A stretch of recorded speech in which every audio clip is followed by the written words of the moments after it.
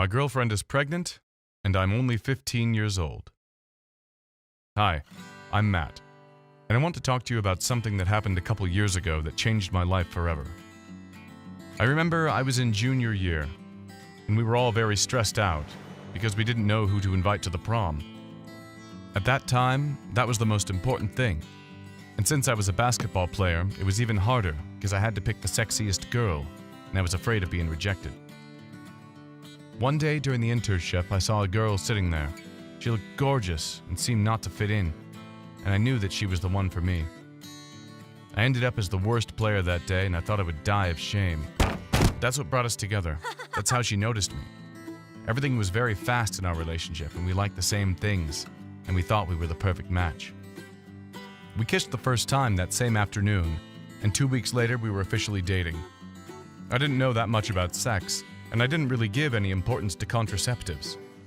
This is why, more than once, we had unprotected sex. We did not believe that anything bad could happen to us, and we preferred not to think about the consequences. Of course, that was a terrible idea. 2 months after we were together for the first time, my girlfriend called me very worried, telling me that she had a pregnancy test and that was positive. I couldn't believe it. I didn't want to believe it. At first, I was very annoyed. Then I got even more frightened. I wasn't prepared to be a dad. This wasn't how it should be one of the best years of my life. Things did not disappear on the next day, and I had to take care of this new situation. The hardest thing was to talk to my parents, who had a lot of plans for my life. And now all that was about to go in the garbage. Luckily, I plucked up courage and spoke to them because they immediately began to support me and no longer felt alone or lost. They explained to me all I had to do, so I finished my school year while working at night to get as much money as possible. And even though I didn't feel anything for my girlfriend, I never stopped supporting her, even when she didn't want to see me. The most troubling thing was the day she had to give birth, since this day came 2 weeks early, and I don't know if I was prepared for what was coming. All my doubts disappeared when I saw my daughter, but I realized that my life would never be the same. My classmates didn't understand my new worries, and I could no longer talk to them about the same things. I had to work and study at the same time so I could take care of my daughter. And although things did not go as expected with my girlfriend, we were good friends, with a daughter in common. Now she is my reason to become a better person every day. And although sometimes I wonder how everything would have been if this had not happened, I always think I would not change anything I have now. I grew up as a person, and now I am a good man, a good father. This was not easy for me, and I'm sure everything would have been easier if I had someone to talk to about it.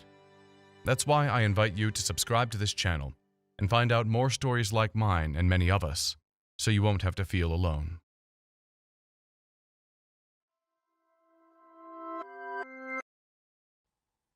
Hi, I'm Emma, and I live in a small city where people are not too much because I love to live a low-key life, and I so much love keeping to myself. My parents complained several times about this type of attitude that I've cultivated, but that's just me. So as time goes on, they have to take me for who I am. So they already know the type of girl I am, so they always let me be at all time. I'm so much quiet and reserved. I'm not the type of person who likes games or do too much on the daily activities. But I like reading novels and watching a lot of movies, especially comedy movies, because since I already choose to keep to myself, I have to find a means of catching fun by myself. I attend a high school class where students have the choice to do what they like and want. Whenever I'm in class, I'm always reserved and quiet, always. But I do have friends who always love to force words out of my mouth whenever they are around me. I love going to school every day, if not for anything but for the sake of seeing my friends, because I will surely talk whenever I'm around them. On this beautiful morning when I got to class, I noticed a letter was dropped inside my locker, which was so unusual. I decided to open the letter after the class, but while the teacher was in class teaching, all my mind was on was the letter that was dropped inside my locker. Immediately when the teacher left the class, I opened it, and what I discovered was a love letter, which I did not know who dropped it there. I tried to pay so much attention to every guy I came in contact with in class so as to get who dropped the letter, but it was not too available. After a long period of staying in class during the break hour, my friends came to my seat to meet me, and then they all said we should go outside to get something. On our way out, some guys came our way, and trying to get our attention at first, I looked at all of them, thinking maybe it might be one of them that cultivated the habit of dropping the sticky note inside my locker. But with all their facial expressions, I don't think any of them can do such. They tried stopping us, not moving any step out of there, and all we just have to do is to comply. But all of a sudden, a teacher decided to come our way. Then immediately they noticed that the teacher was coming our way. They all left instantly, and we proceeded in getting what we wanted to go by. I told my friends about the sticky note I discovered inside my locker that morning, and they all laughed at me, saying maybe a guy has been stalking me all this while. They then said that one of us should try coming to school very early so that the guy can be caught. But that guy that dropped the sticky note is just too smart and expert. We tried for days, but we could not get the guy, so I told the ladies to forget the issue, that I'm very sure that one day he will surely reveal his identity. As time goes on, it became a regular routine. Every blessed morning when I get to my seat, I will surely find a sticky note with a love quote inside my locker. At some point, I got annoyed and frustrated, but there's no point yelling because I did not know who was doing such a thing. So I decided to stomach it, and I did not tell it to anyone. One day during school hour, a teacher at school was explaining to us a physics experiment, and he made it as a game because he wanted all the students to participate and be carried along. During this process, all students participating closed their eyes and tasted, perceived, and some liquids to tell what it is based on their taste. It was quite fun because all students were carried along for the first time at school, and we all laughed where someone guessed wrong because we all gave various answers, knowing fully well that our tasting boards are different. I really enjoyed the class that day because it was so much different. The following day in class was Friday, so a group of people in class came together and discussed that we should have a get-together party on Saturday, which is the following day. So they asked the whole class about their opinion concerning the party. To my surprise, everyone was happy to hear that they all turned in. Well, as for me, having a get-together party on Saturday, though the plan was a little bit awkward to me because I don't really like associating myself with things like that because I so much love keeping to myself. A venue was picked, and all planned was so fascinating and lovely. Actually, I love the plan because I want to see how it will look for the first time by the beach side, so I decided to hang out that day. When I got home that day, I told my mom about the plan of going to the beach the following day. She was so happy to hear that because she's never seen me going out before. So that night, my mom came into my room and went directly to my wardrobe to select the clothes I will be putting on the following day. When it comes to selecting clothes for an event, my mom is very good at it, and she so much loves me looking good and cute, always. So the day finally came. I woke up so late, maybe because I slept late checking out the clothes my mom was picking for me to wear. I had to rush to the bathroom to have my bath so as to dress up to meet with the event, knowing fully well that I'm late already. After having my bath, I dressed up, looking cute and pretty for the event. After dressing up, I set out for the party immediately. So finally, I got to the venue a little bit late. And trust me, just as planned, all eyes were on me because I was so much looking gorgeous and pretty. After getting there, a guy named Sean in my class ran towards me to give me a long hug and a peck. After he did that, I was so shy to take a step away from where I was standing. But from the look of things, he's been a long-time crush. Throughout the party, Sean was all over me, because that will be the first time he will have the opportunity of talking to me and expressing himself. We both have a walk together, and he told me a lot of things about me which I was so surprised to hear. Then I knew he has been the guy stalking me. Actually, Sean has been the guy dropping all those sticky notes with love quotes under my locker. At first, when he told me he was the one, I was so mad with him. Then I told him that he's a coward. If not, he would have come to me himself and not by note. Then he said he did not know what I was going to say because he did not want to be too forward. Then we both smiled and laughed together. Then we moved on with the party. We hung out and made a walk through a beach and had fun, and then we all decided to go to a friend's apartment, so a small group of us went into the apartment, and here comes the idea to play a blind taste game, similarly with a game we once played at school. I was so anxious to play the game, but at the same time, I didn't want to join. I simply refused, but then I thought of it that I am the one who is really good in tasting things and smell very good, so I later decided to participate in the end. So as usual, the game started and was getting more interesting and fun, but still yet throughout this period, Sean did not leave my side for once. Well, he might be thinking he might not have this type of opportunity again. So everyone's turn during the game came and went, and here it comes my turn. So a guy closed my eyes and pushed my head towards the object. So I tried to perceive the object. I was not getting it. Then I tried touching it with my nose. At first it was a strong object as I touched it with my nose a bit and said, "It's a pen," as it does not smell at all. They all smiled. And then I was wondering what could it be. I then gave another try, but the object this time was softer. I was then surprised, thinking within me, maybe the object has been changed. But then I asked if they changed the object, and changing the object is outside of game rules. They all said no, that it's still the same object, and I thought, what could it be? But I had no answer. After a little moment of thinking, I grabbed the object with my hand to know what the shape of the object looks like. Then I feel it was a tall object, similar to cylinder, and I immediately opened my eyes. I was so much afraid because it is something inappropriate. When I opened my eyes, what I saw was simply a banana, which was so different to what I felt when my eyes were closed and everyone was laughing at me.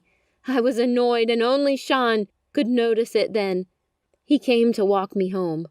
He explained to me that it was a banana, but still yet, I disagree. I just told him to close the discussion. When I got back home, I greeted my mom with a weird look on my face. Then I went straight to my room. She gave me some minutes to be by myself before she came to meet me. Then she asked me what happened at the party. Then I narrated everything to her, not leaving behind the aspect where Sean came to give me a long hug and a peck. She told me not to be annoyed about the game, though I have forgotten about how I felt during the game period because the thought of Sean is now all over me. So Mom asked me to gist her about Sean. So I did, and we all laughed and I was happy all through the night. When I got back to school, I discovered that I did not see the sticky note as usual. Then I looked straight down to Sean's seat, and then I saw him smiling. Then I laughed as feel. So the class started and immediately the teacher came in. Then every other student told the teacher about everything that happened to me at the party, and they laughed. But then the teacher said to me, he will call me one day and tell me a secret behind this game. Then he left the class, but within me I am still not sure if the object was banana at first, or they changed the object during the game, as it softened and changed, and I am still confused, and I will never play that game again. This is the reason why I didn't want to participate in the game earlier.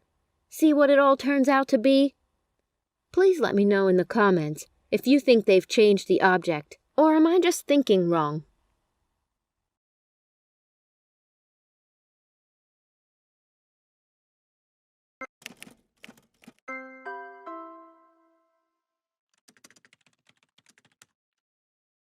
I made a mistake just to have a friend.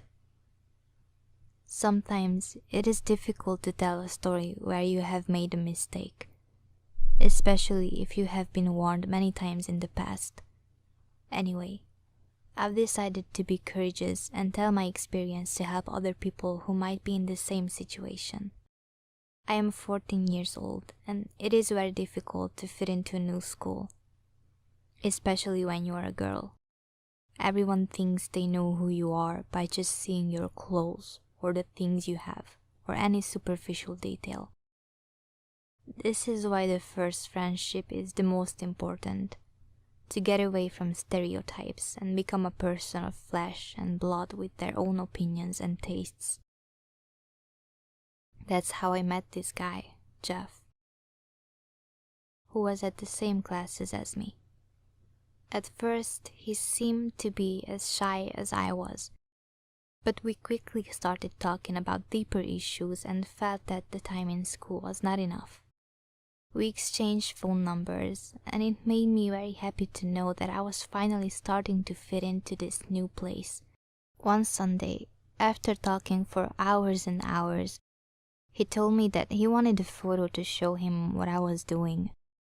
It did not seem bad, even amused me, this new activity in our conversation. This is how I began to send photos in which I appeared washing my teeth, brushing hair, washing dishes, doing homework. Until one day, more exact, one night, he asked me to send him a picture of my night clothes. I didn't know if that could be good or bad, and although I was a little doubtful, I decided I didn't care and I sent the photo. He said that he loved my shorts, that I had very nice legs, and that probably I had a nice butt too. I felt at first flattered, but then I found very uncomfortable his attitude and changed the subject. The next day, almost at bedtime, he asked for another picture of my night clothes, but this time I had a very short dress and I did not want to. He got annoyed and told me he wouldn't talk to me anymore because I didn't want to play with him, and I was so scared. He was my first friend in this new school and I didn't want to lose him. The next day, almost at bedtime, he asked for another picture of my night clothes, but this time I had a very short dress and I did not want to. He got annoyed and told me he wouldn't talk to me anymore because I didn't want to play with him, and I was so scared. He was my first friend in this new school and I didn't want to lose him. So I sent him that photo, and after those, many more photos, some even without any clothes. Suddenly, I wasn't feeling well talking to him. I felt like I was doing something wrong. And the worst of it was when my mom caught me taking one of those pictures with no clothes on. I thought I'd die of shame. But unlike what I thought, she didn't yell at me, just asked me what was going on, and crying, I told her everything. It was very difficult, but I took courage and told her that a guy was forcing me to send him photos, and that I agreed, but that I didn't want to do it anymore, and that if it happened again, I would have to tell her immediately. Thank you so much for Mom, for everything. Just like I was, I'm sure there are a lot of people in my own situation who want to tell their story. I invite you to leave your story in the comments so others can also feel understood. My first kiss was underwater. I was 15 years old. The school year came to an end, and the class had a semester party to celebrate. I don't normally go to parties during high school, being the awkward kid that I am, but what the hell? Another school year ended, and the venue for the party was near my village, so I came and went.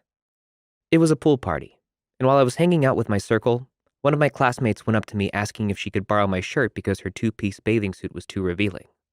This girl is one of the prettiest and smartest students in the school campus, and I kept wondering, if she really were that smart, she would have thought of bringing an extra shirt, lol. But that's where it all started. I gave her my favorite orange shirt that I'm wearing at the moment, because I'm a dweeb and she's a school princess. She gets everything she wants. As I was about to leave, because I really don't have a thing for parties back then, she wouldn't give the shirt back and insisted that I go back to the pool and drink a little bit more. I declined. So she used the old trick of getting help out of the pool, and when I took her hand, she forced me back into the pool like a mother F. She laughed, and I did too. We knew each other for 3 years, but we were never really close friends. As we made small talk, We were getting farther from the ledge of the pool and into the deeper part of it.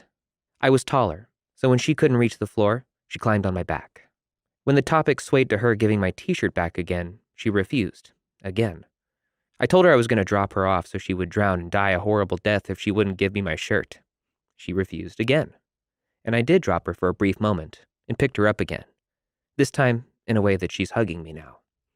I laugh, and she did too, saying I was a jerk while her hand was at my neck and her head was laying on my shoulders. She then very much insisted on me staying for a little while so she could still wear a shirt to the pool party. At this point, I was so confused. And for a wimpy kid like me to even be hanging out with a girl like her is something I cannot comprehend. And she's clearly not that drunk. So, in the spur of the moment, as we were having a good time with the back and forth discussion about the shirt thingy, I just man up for whatever reason and proposed her a deal. I shakingly said, I'll stay so she could keep wearing my shirt.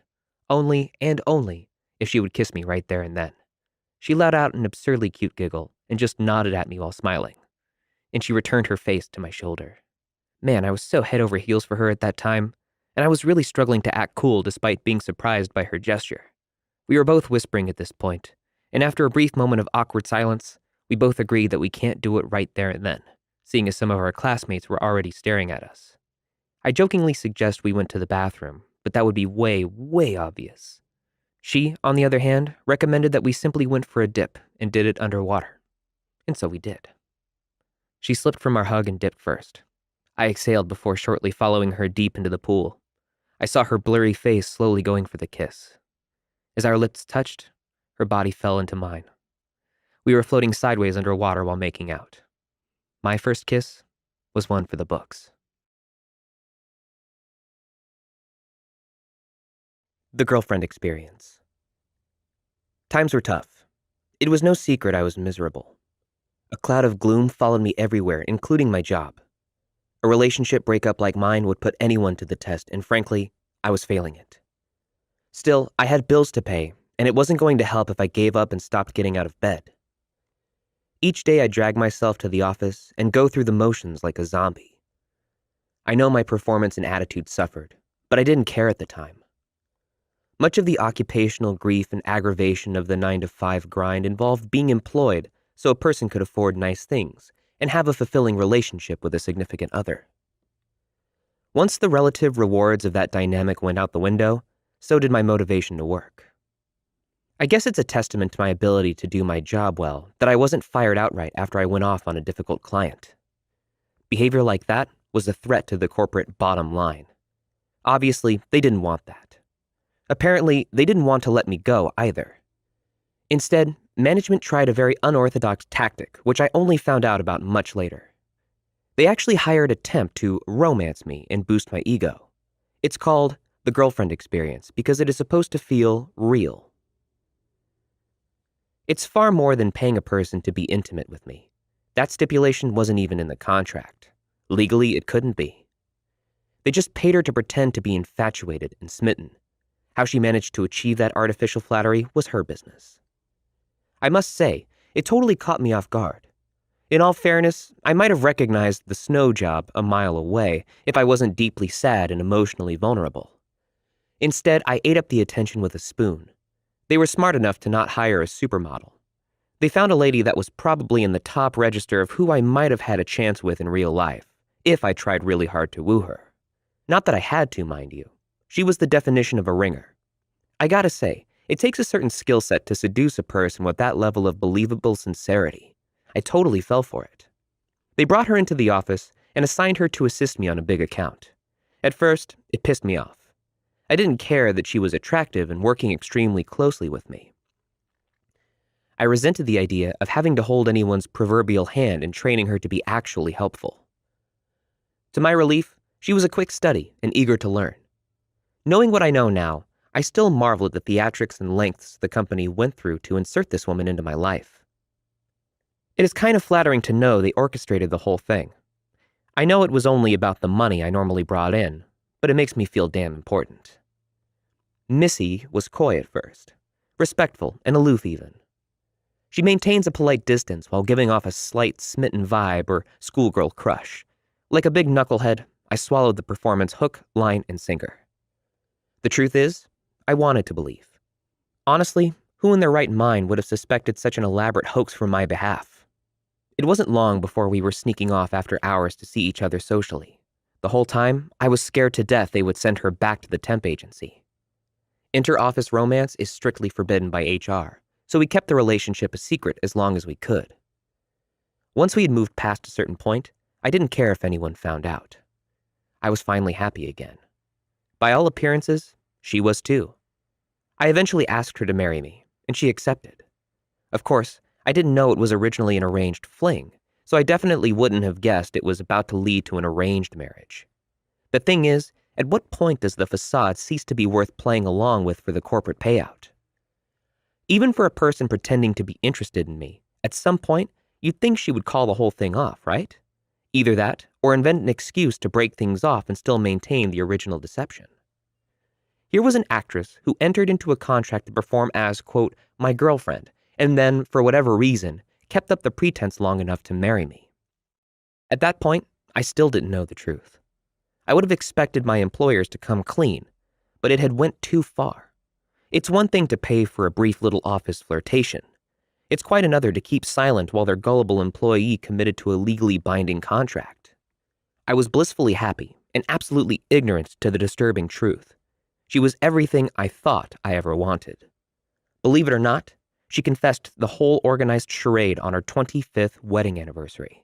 I was gobsmacked. I thought it was part of some prank or practical joke, but she was dead serious. My whole world crumbled. Our 3 children were grown up and already out of the house. I'd made partner with the firm, and yet I found out the last 25 years of my life were based on some bizarre farcical performance script. Missy explained that while she had entered into the contract just trying to be a professional actress, she soon developed sincere feelings for me. On one hand, after admitting it started as an elaborate seduction hoax, it was hard to believe anything she said. On the other hand, however, I'd had a quarter-century of marital happiness and fantastic kids. Was she finally telling the truth? Or was she still acting as a consummate professional actress dedicated to the role? I thought long and hard about it as she slept peacefully beside me. I loved her, and I honestly believe she loves me. Much of life is pretending until it becomes true. In the end, does the duration of the facade matter as long as both parties are committed to it? I shut down a 14-year-old's attempt. Okay, so first, let me describe what I look like. Trust me, it's relevant. I'm a 20-year-old male, 5'11", 280 pounds, sport a full beard, wear flannel jeans and work boots all year round, an avid martial artist, never go anywhere without my fixed-blade buck knife. I kind of look like I should be in a motorcycle gang. Really, just the whole 9 yards of intimidating young man. So basically, even though I'm really a big softy at heart, you probably wouldn't want to see me coming down a dark alley at night. So I just spent the last few weeks helping this lady I've known for like half my life with the task of running a building at the fair.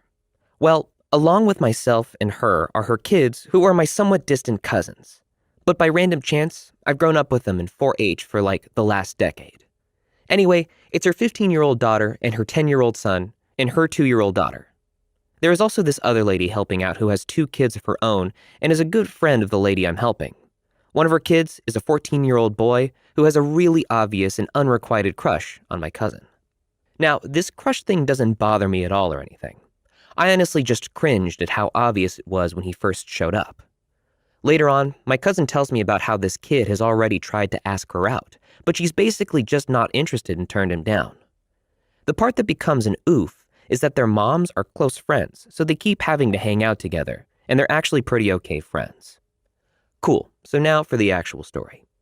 The 3 of us were sitting together running the front table of the building at the fair. The seating is important. It's me behind the table, my cousin sitting next to me, then this kid sitting next to her in kind of kitty corner so he can face more towards her. Well, at some point while we were sitting there, passing around memes and listening to music, she did something. I'm not sure what it was. I think she jokingly took his phone or something. Well, this started a little wrestling contest with her trying to keep his phone away from him and him trying to get it back. After he got his phone back, his revenge was to reach out and start tickling her around the waist.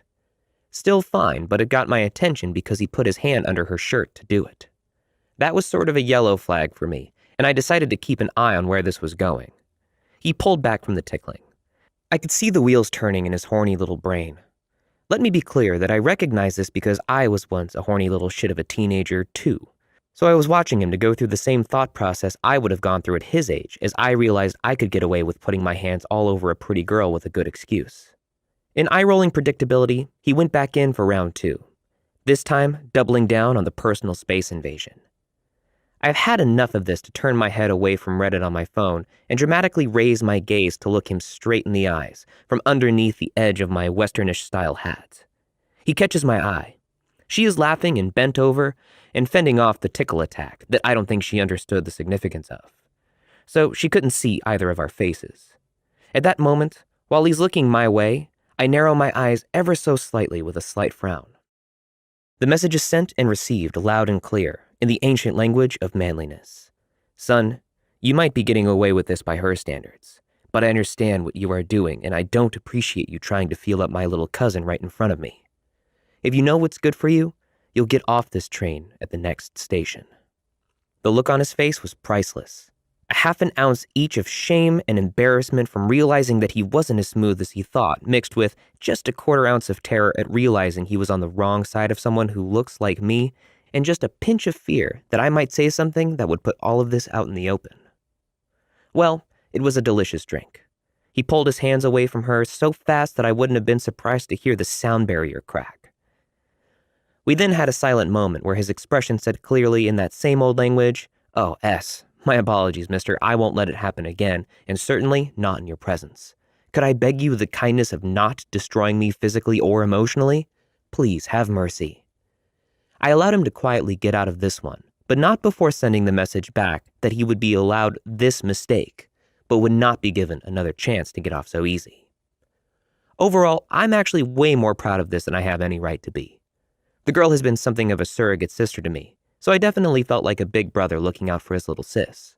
And if you are thinking I might have been overreacting and making something out of nothing, I made a comment about this to her later, and her response confirmed that my read of the situation was right on the money. Too long, didn't read. Little perv tried to feel up my little sister right in front of me because he thought a tickle fight was good enough cover to get away with it.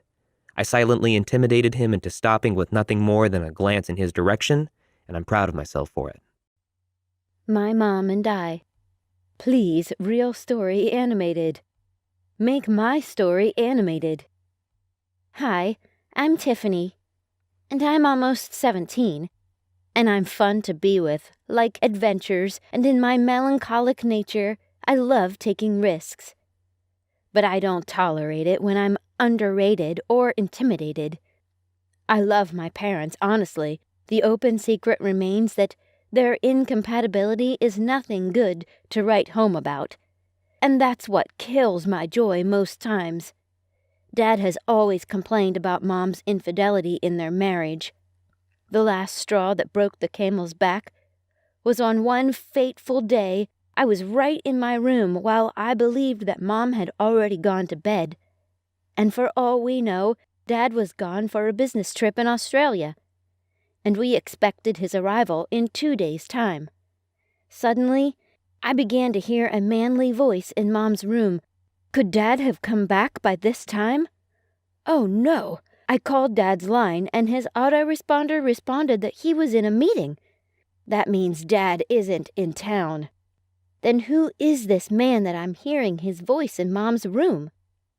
Then, in my suspense mood, I drew nearer to Mom's door to hear this voice better, and lo, it was the black bug guy I normally see Mom drop off whenever she came to pick me up from school. Oh, really?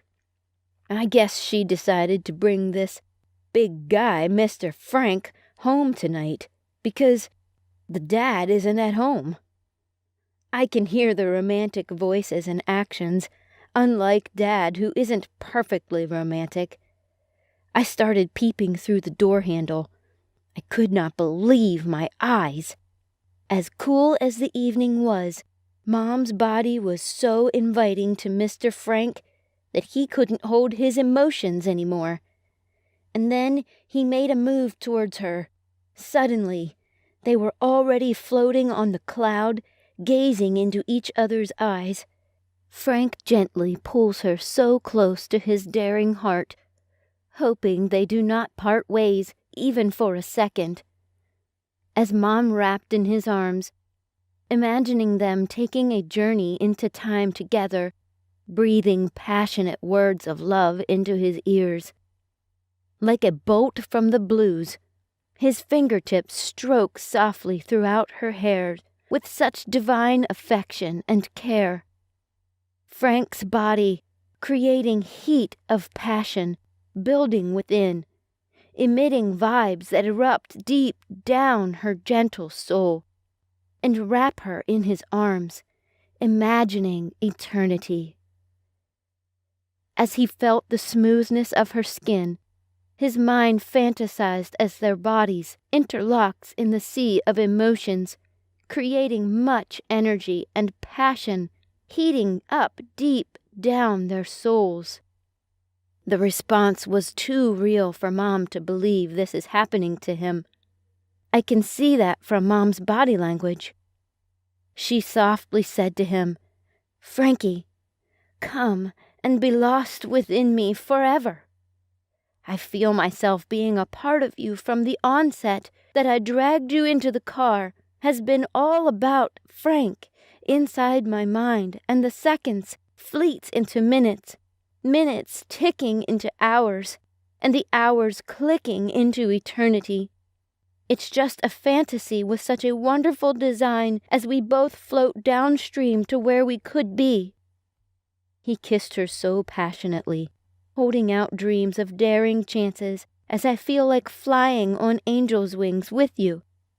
Frank whispered to her succulent ears, just as the cool morning breeze gathers where shadows will be at sunrise. He held her hands with lips locked in unison until they stroll into the path of scented bliss, till the dream ends in the terrestrial sky before the cock crows. Oh my goodness, I realize that I've actually been stooping all night in front of Mom's door, following every bit of their moves. I was lucky enough. It was a Saturday morning, and I dozed back to my room because my sleep was actually deprived of me by the two lovebirds. With the look of things, Mom seems to feel very much safe and cared for with Mr. Frank. Then I began to understand what the bone of contention may be in my parents' soured relationship. Mom really needed a man to care for her and treat her like a queen she is, and not business conference today, business meeting tomorrow. That fateful Saturday morning, I was woken up by the shouts and voices of grievances and anger. And I heard my dad's voice very clear, roaring like a lion, just as usual whenever he is scolding at Mom. I was getting confused the more this time. Did I mistake Dad for Mr. Frank? Just as usual, I crept out of my room. This time, Mom's room was not locked. It was wide open. No, it can't be. I have never seen Mom and Dad in such atmosphere of emotions and bond before. When I came close to her room, I saw him. It was Dad. I greeted both, and of course, I didn't expect them to respond to my greetings anyway. They continued in exchanging words. Then I knew there is a fire on the mountain because Dad came back with an early morning flight.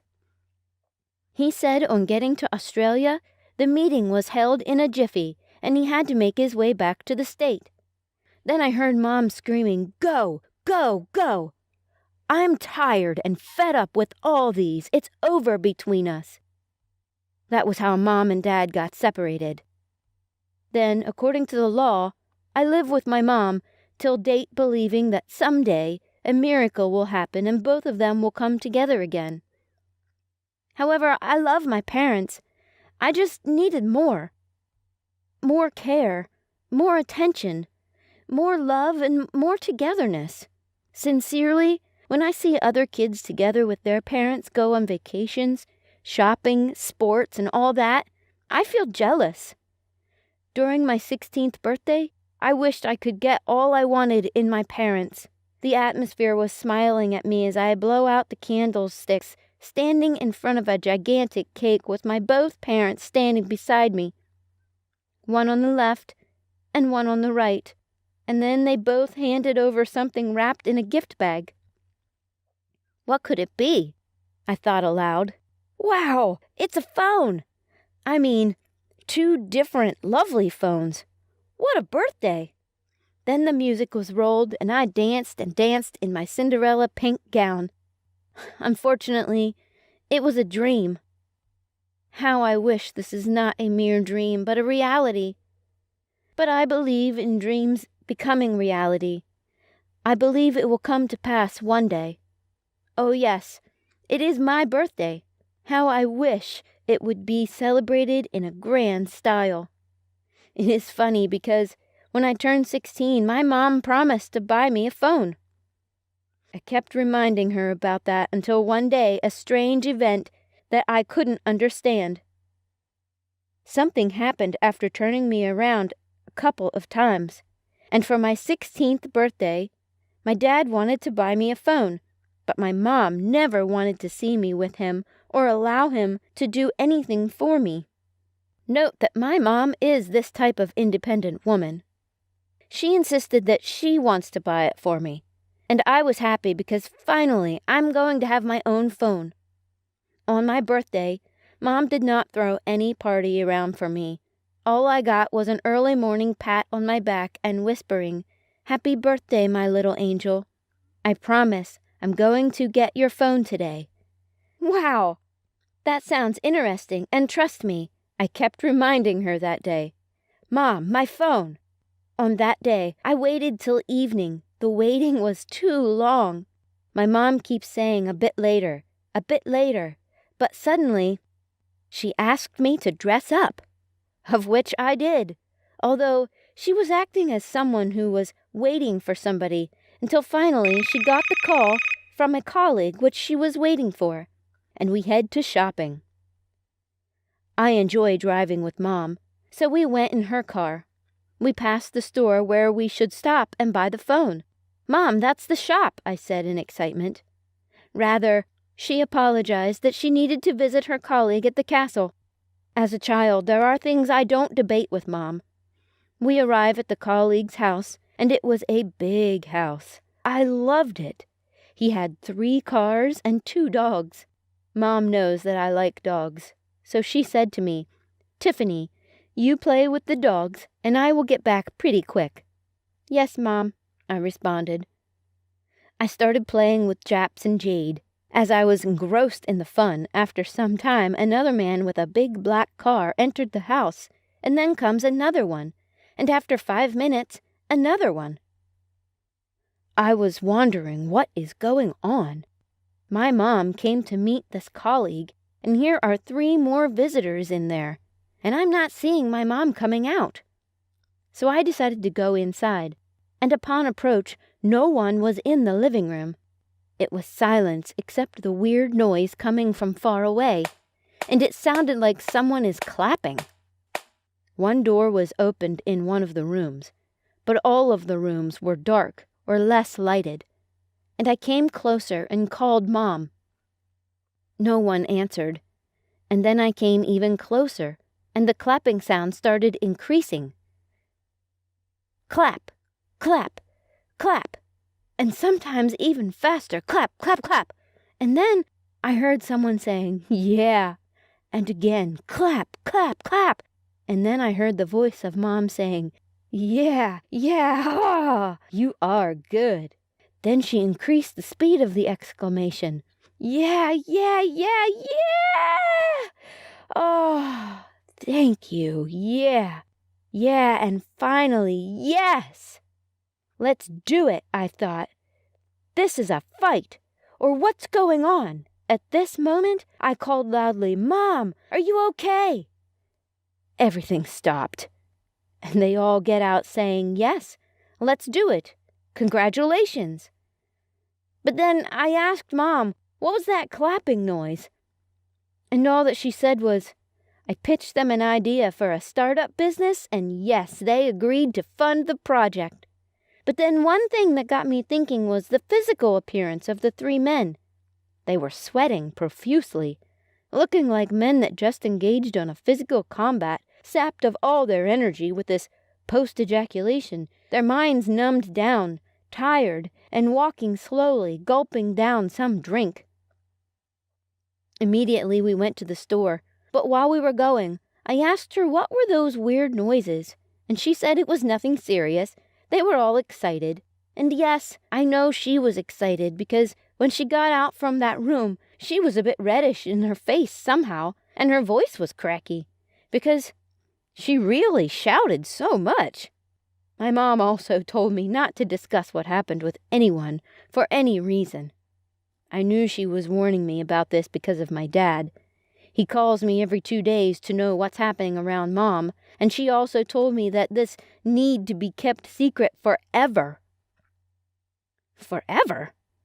Why is she holding this event so tight? For me, I see no big deal in it. Oh, but I will adhere to her instructions.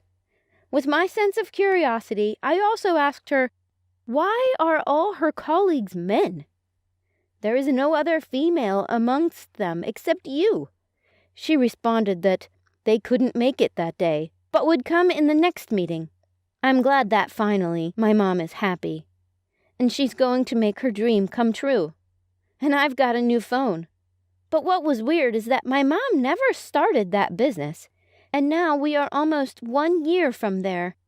This also means that my phone is 1 year old, too. But I hope she will buy me a new one when I turn 17 next week. What do you guys think? What should I do so my mom will buy me a new phone?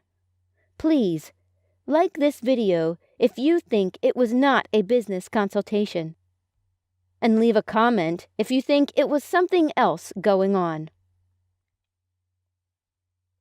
I am Dia, and I'm 17.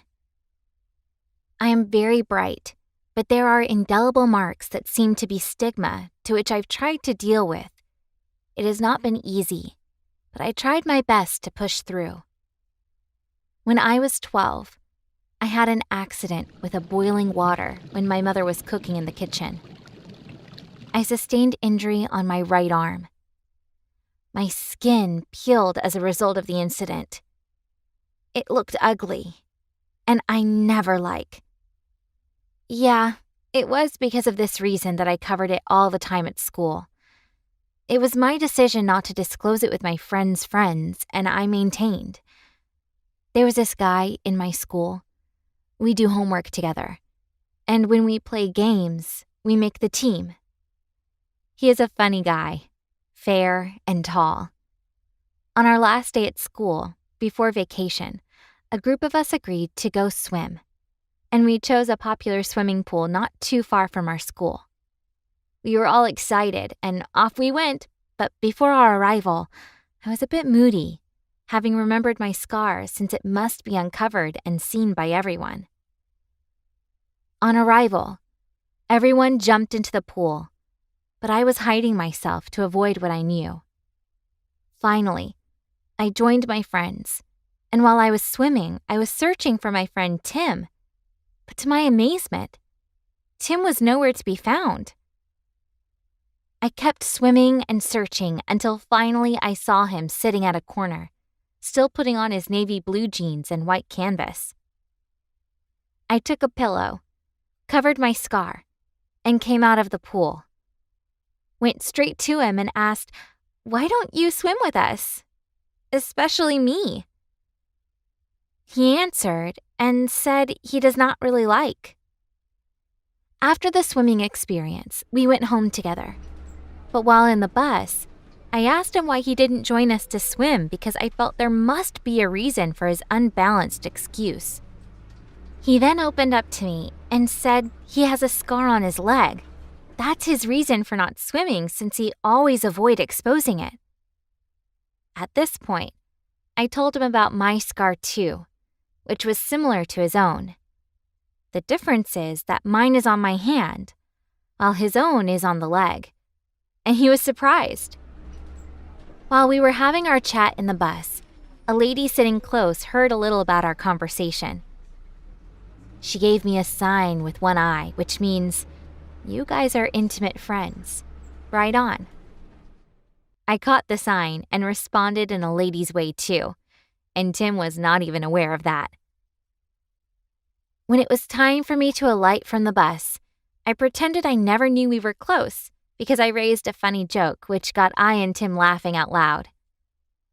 When Tim realized the bus had passed where I should stop, he called my attention, but I told him not to worry. At this juncture, Tim surprised me by alighting a bus stop before his bus stop. I alighted with him together. We were now between his bus stop and mine. He said he will walk me down to mine, and as we were moving, we were gisting. After a long walk, we were close to my bus stop. Then he looked into my eyes and said to me, "Take care of yourself." I said to him, "I want to walk you down too." And he laughed and said I should not worry, but I insisted. When we were walking down to his way, he said he has never been this happy in all his life. He started telling me a story of how a girl laughed him to scorn. He said it started when I was 5. I was good at climbing, be it tree, stick, chair, and anything climbable. Both of us laughed as we were still walking. On that fateful Sunday morning, my dad was still in his room, and my mother was in the bathroom pasting. I was doing my climbing from one chair to another in the sitting room. It was time for breakfast, and my mother was preparing the table. Suddenly, I threw up my brown teddy bear. In my attempt to catch it, I hit my body on the dining table. The collision was so hard that the hot water for coffee turned and every drop of it poured on my leg as I was at the top of my voice. My mouth was already bleeding by the time Mum arrived because I also hit my face on the table. I was immediately raised and taken to the hospital. As a little boy of 5, my skin was so soft that it did not take a couple of minutes for my skin to start peeling. The doctor said nurses that attended to me did their best. Later on, I started recovering, but by the time I was out of pain, my skin was already looking scary and messy. I remember my dad always cautioned me about climbing. Then my father took me out for shopping. And as we were shopping, a woman with her daughter of about 10 or 11 years were also shopping. I was putting on half pant with wine red polo. As we were shopping, the girl that came shopping with her mom saw me, looked at me, and as I looked at her too, smiling, suddenly she looked down and saw the scar on my leg and gave me a shocking sign. Next, she came a bit closer, and after looking at my leg, bursted in laughter. I couldn't hold it, but I felt so cold. As I talk, her picture and all she did are fresh in my memory. I couldn't but held Tim on his right hand and said to him, "It's okay. It's all in the past. Thank God the hot water didn't come close to your handsome face." Tim smiled at me in such a manner as one that wants to say something emotional. By the time I looked up, we were close to Tim's bus stop. He said he must walk me down to my bus stop, and it was fun walking to and fro that day because we were not going to see till school resumes, and it was a long vacation. Something dramatic happened, and I was speechless as Tim was telling me his story. I recalled an encounter I had at a shopping mall with a boy. I still can remember that I laughed at a boy after taking a close look at the scar on his leg. I couldn't help but to tell Tim that I had a confession to make. He was amazed at such word and could be the confession. He said I should speak up. I told him to look at me and he did. I said to him, "I'm that girl you had the encounter with at the mall." He looked at me with utmost amazement. He looked at me, and I couldn't hold it. The fire came so strong in me, and I hugged him, and he held me so tight. I felt like I was in heaven with vanilla ice cream and chocolate. I said to him, "I love you. I love you. I love you so much." He replied, "I love you too." Tim told me that he was going to tell his dad what happened today, and I said he should not, but he insisted. I said it's okay if it will make you happy. We exchanged our house addresses. I hugged him again and again, and we said bye to each other. After a few steps, I would turn, and immediately I would see him turn too, and we would wave at each other. We kept doing that until we could not see each other. The memories didn't allow me eat, let alone sleep in the night. Every image I saw on the television that night was like Tim's image. I was a little insane that night. Some funny thoughts began to flash on my mind that night as I was in bed. 3 weeks after this unforgettable experience, something awesome and tragic happened. I remember sitting and watching my favorite television program, Shirley Temple. Suddenly, our doorbell rang, and my mom went to open the door. Behold, it was first a tall man entering, followed by a handsome guy. Guess who? It was my own Tim. I could not believe my eyes. I jumped up line a mountain deer and rushed Tim. He was full of smiles and laughter. This time, I could not hug him, but my spirit, soul, and body were all wrapping him. His lips were so charming that I would have committed an offense if not for the presence of our parents. Even as our parents were exchanged pleasantries, honestly, I was tapping serious current from his hand. I felt like not leaving that hand. I wouldn't know what came over my parents that day because on a normal day, they would have told the children to enter the room as parents are having their own gists. I will not forgive my mother because she didn't say that. But who knows if she saw something because of the way I acting. Well, thank God for my parents because who knows what would have followed. When Tim and his dad left, I was full of thoughts. My happiness of seeing him and the thought of missing him were mixed together, leaving me in a state I couldn't explain. Little did I know that something strange was about happening. As they left, I joined my mother in house chores. When it was time to rest, my dad, as usual, tuned into the news channel. To our disbelief, there comes a breaking news of a ghastly moto accident that claimed all except one. As the name of the victims were being called, with my eyes full of shock, I saw Gregory Jackson, Tim's dad. As if the name mentioned was not enough to convince us, a short video clip showed, and behold, my Tim, before journalists narrating the tragic incident. All I could remember later was seeing my Tim on television because from what I was told, the moment I saw my Tim, I slumped and was revived at the hospital with the help of oxygen. My dad and my mom planned attending the funeral service without me to avoid further problems, but when they saw it wise to take me along, they had no option than to do so. At seeing me, my Tim came and gave me a deep hug. I was his consolation throughout the funeral. Thank God I saw my Tim.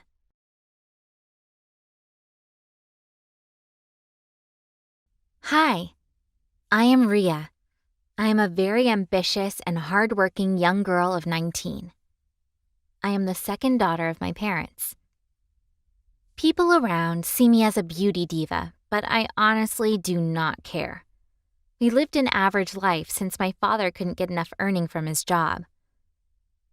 As a college student of biology at Phoenix University, I have always been passionate about being a surgeon doctor, so I kept studying. I was so studious that I never had time for partying, clubbing, and making friends. Although I know that I had a lot of admirers, but I still don't give a damn. I remained focused on my course. I lived a stereotyped life in college, from the lecture room to the hostel from the hostel to the library. However, I have one fault. I am an extremist, so you don't have to wonder why I am serious with my academics. I promised my dad to make him proud and tried to make good grades. My world came to a standstill just 24 hours to my first semester examination, as I was engrossingly studying biology, that I forgot that I have not eaten since morning and it was almost 4 p.m., and I suddenly slumped. The next place I saw myself was in a hospital bed. My father came, and the diagnosis proved that I had a hole in my heart that has accumulated badly, and the only solution that is beyond therapy is to have a heart transplant. So I was booked for a heart transplant. I wondered where on earth a donor can be gotten from. I felt devastated as I watched myself lying helplessly. Indeed, life dishes up so many: injury, illness, tragedies, abandonment. Though we may share replica experiences, yet every hurt differs. And no matter how many times our loved ones say, "We understand," they don't. You may even get pissed off at their words. It was not easy for me to bear this pain as I was viciously knocked down by life. I was psychologically tripping and falling. I felt the impulse to rise and start moving. Oh, hell no. It's not possible. I was so weak. Agony descended on me. What shall become of my dreams? Nobody could cheer me up because I was living a friendless life. So my only succor is my family, my father and mother, and the doctors and nurses who kept speaking life into me. My parents started sourcing for funds to save my life. A lot of thoughts were already running through my brains. Where on earth will my dad get such amount of money? What will happen to me after now? It was quite challenging, but my dad determined to see that his only child lived.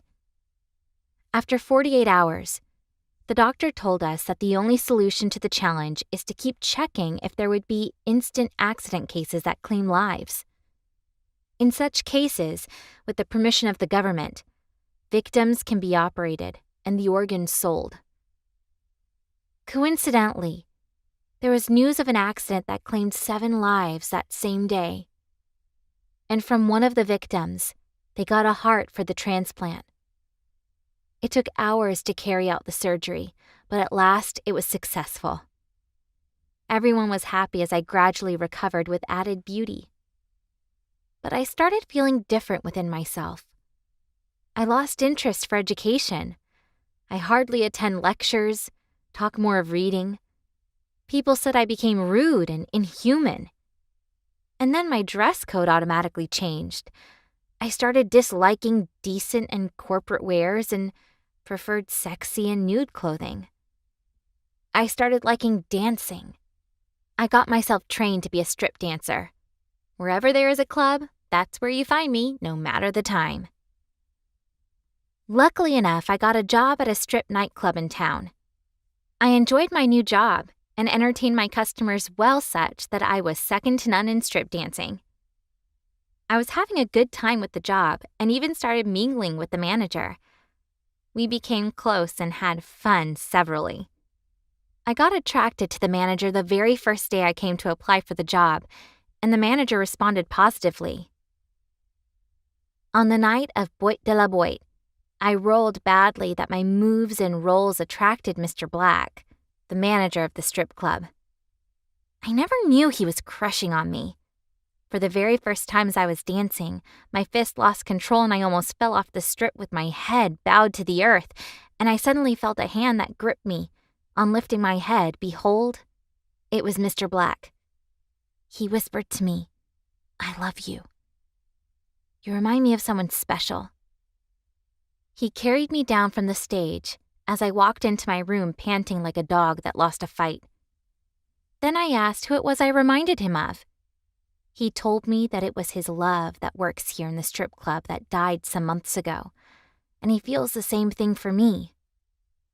Even right now, it's as if he is seeing her.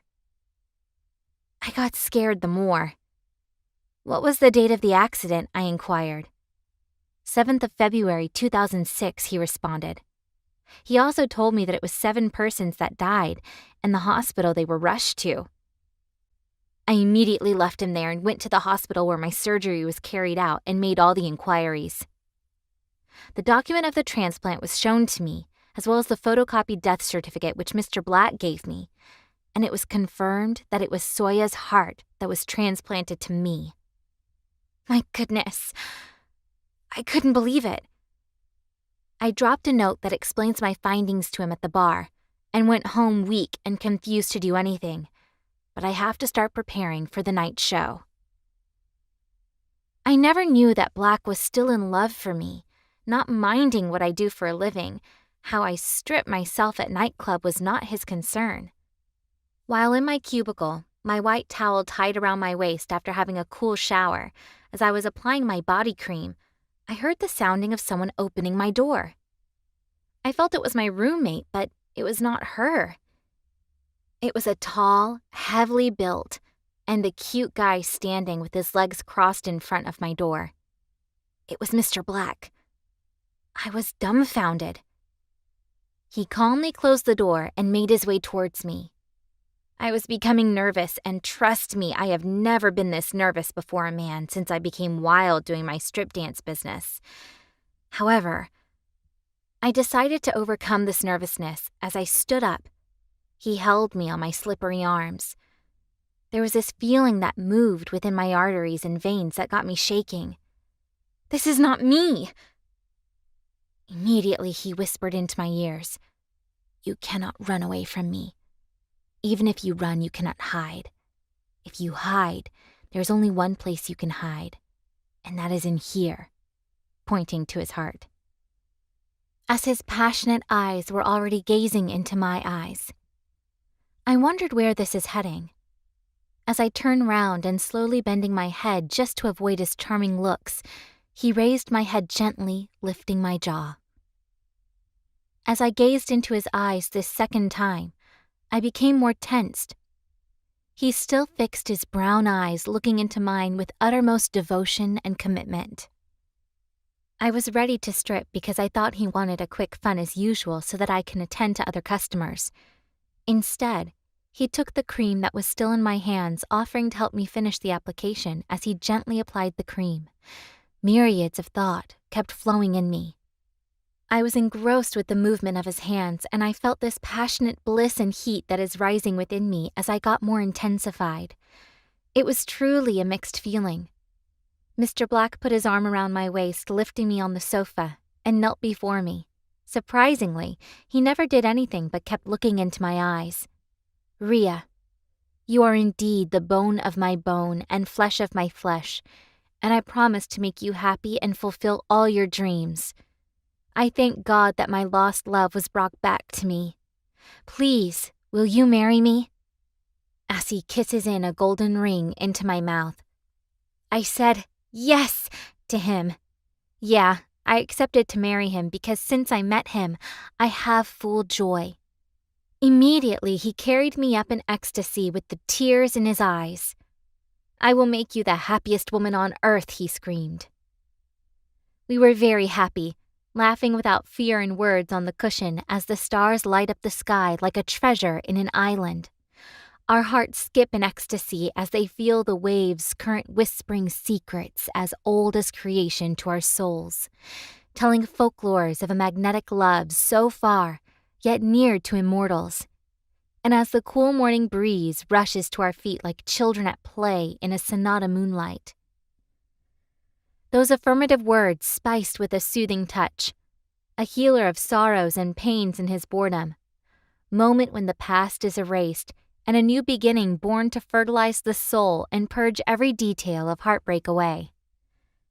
As we lay on the floor of the dunes, I heard the splashing of the waters creating ripples as the birds sing lullaby songs to celebrate a new beginning. A moment carved so deep into the sands of time, a moment that defines who we are, and moment that sticks forever. Never-ending episodes that only the morning dews could melt away into forever. I have come to love a heart as soft as yours, Rhea, my love. This is reality and dream come true. It serenades both body and soul. Black said to me as my strip dance job ended that night with Black by my side. Gorgeous girl. Junior, 17 years old. Math. Third hour. I walk into my new class like I did for all my new classes. Nothing special, but I was lucky enough to get 5 to 6 of my friends sitting around me. Most of that class was spent playing video games on our laptops because our teacher was just awful at teaching. Almost as if he tried to teach assuming that the class already knew the material. Like what? How are we supposed to know how to do the problem if you've only shown one example and had already erased it? Ugh, he sucked. I could write a whole post about only him, but I have to stay on track because it's about to get interesting. This class was full of a whole range of students, so I'd probably say there were 4 groups that would stick together and talk. The room was kind of separated in quadrants. Our group was in the back far corner and consisted of jocks, a few gamers, and not to sound self-centered, but I would say more quote-unquote popular kids. Not that it matters much, but, well, actually, yeah, that's kind of important, so remember that. To our left were a few of the rednecks and louder kids, but just between each other so they didn't disrupt class or anything. In front of us were kids that were pretty quiet and focused more on math than talking. And finally, in front of us were this group of girls who were all kind of feminists with a few super feminists. When I say super feminist, I mean 2 of them literally said they hate men and white people, so I don't know what else to tell you. These girls were all pretty cool, besides when it came to the political stuff. But I wouldn't say we were really friends with these girls. Well, I guess most of them. There was this one girl who I'll call R that sat right in front of me.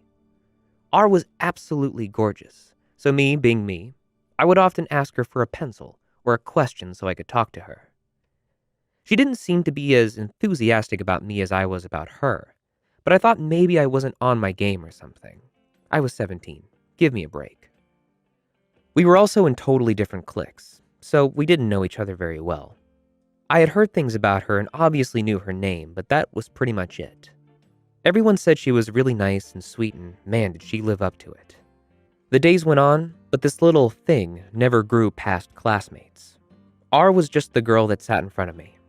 Every day I'd go to class, maybe say hello, find my seat, and that'd be it. She wasn't any more than an acquaintance, and that was fine with me. One day I came into class, and sitting in my seat was this girl who I hated and immediately started arguing with me about political stuff. What was the argument about, you ask? Not important. The thing was, though, that this little back and forth turned into a 5 versus 1 when all her friends joined in. Unfortunately, I was the only one in my friend group in my class that day, so I was getting cornered fast. Even my math teacher was getting into it. As tensions rose, so did the emotions. The argument was growing uncontrollably and eventually veered off into a path that had a lot to do with depression and anxiety. This topic was super sensitive for me because I was on medication and hadn't told anyone about it. I'd like to say that at most 3 people knew and swore never to tell. I did a pretty good job of hiding it, so when they started talking to me about the subject like I was some ignorant a-hole, I got pretty upset. This is the moment that R started talking and was being super defensive, and she seemed really knowledgeable of the subject. That didn't change the fact that we were just going off at each other. Gosh darn, that girl really ticked me off. She made everything I said seem like I didn't care about people on medication. Eventually, the argument led to me saying something along the lines of, "You shouldn't have to depend on pills. They should just help your bettering process." R took it as something completely different, thinking I said, if you take pills, then you aren't really you. She took it really, really hard and called me some names and broke down crying. Stunned, I stopped myself from saying too much more because it took me back so much. I'd never seen R so full of emotion, so I knew maybe I hit a little too close to home for her. I've made girls upset before, but not like that. The arguing stopped pretty soon after, and soon the bell rang. Everyone got up and simply went to their next class. On to something else like nothing had ever happened, but not for me. I was feeling weird about the whole situation for the day and couldn't even really sleep. Is she depressed too? I asked myself. I never met anyone else who struggled with what I did. The next day, I woke up with it on my mind, so I knew I had to fix the little mess I made. When I came to class the next day, something was different. The seat in front of me was now empty. R had requested to change seats so I could no longer just tap her shoulder like I used to. This little variable was enough for me to leave it alone. I figured if she couldn't even sit by me, then she sure as hell doesn't want to talk to me. This continued for like 2 weeks before I couldn't stand it anymore and finally decided to message her about it. The weird thing was, when I asked her about it, she said she didn't even remember the argument. I'm not the brightest, but I know you don't just forget a moment with a heightened emotion like that. I wanted to press, but instead, I told her to forget about it. Things weren't ever the same with us, and we were left instead with this awkward, hate-filled aura that floated around us when we were around each other. I figured that was all it was ever going to be, or so I thought. Fast forward to the start of senior year, the very first day. I was pretty excited and ready for all my new classes. Each class was filled with more and more of my friends all the way up to my last class, foods/nutrition. It was 2 hours long. As I waddled in a little late, and in front of me were only a few tables to sit at, 3 of the 5 of them were completely full and had a few people I knew, so I was kind of screwed. I looked to my left. There sat 2 super weird kids I did not get along with. Guess that's not an option. I looked right towards the last table and see 2 girls I don't really know, so I start heading that way. But at the last second, I had noticed I must not have seen the third person at the table. It was R. Immediately, I turned around thinking there's no way in hell I'm going to sit by her. Realizing the other table was possibly the worst seat in the history of the world, I looked down, sighed, turned, and sat down at R's table. You could actually feel the uncomfortableness as we made eye contact and both looked down. That's exactly my luck to be put in the situation. Then guess what? The teacher tells us that we'd better like our seats because they are permanent. Wow.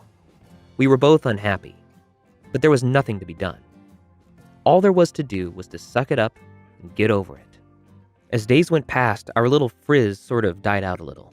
We definitely still hated each other, but started talking again. We were at the same kitchen for cooking too, so we didn't really have a choice. Our conversations eventually grew more and more until one day something happened that changed everything. Our class often had times to go on your computer and do things like a worksheet or something. While I worked, I always had music playing in my headphones. Always. I didn't listen to what everyone else did though, and it kind of sucked. Actually, no. It really sucked. Listening to punk rock music wasn't really common. I liked bands like With Confidence, Sleeping with Sirens, All Time Low, and a few others. It was hard finding music like that when no one I knew actually liked it. I mean, there were songs that I would show my friends and they'd end up liking it, but never felt like someone actually had the same taste in music as me.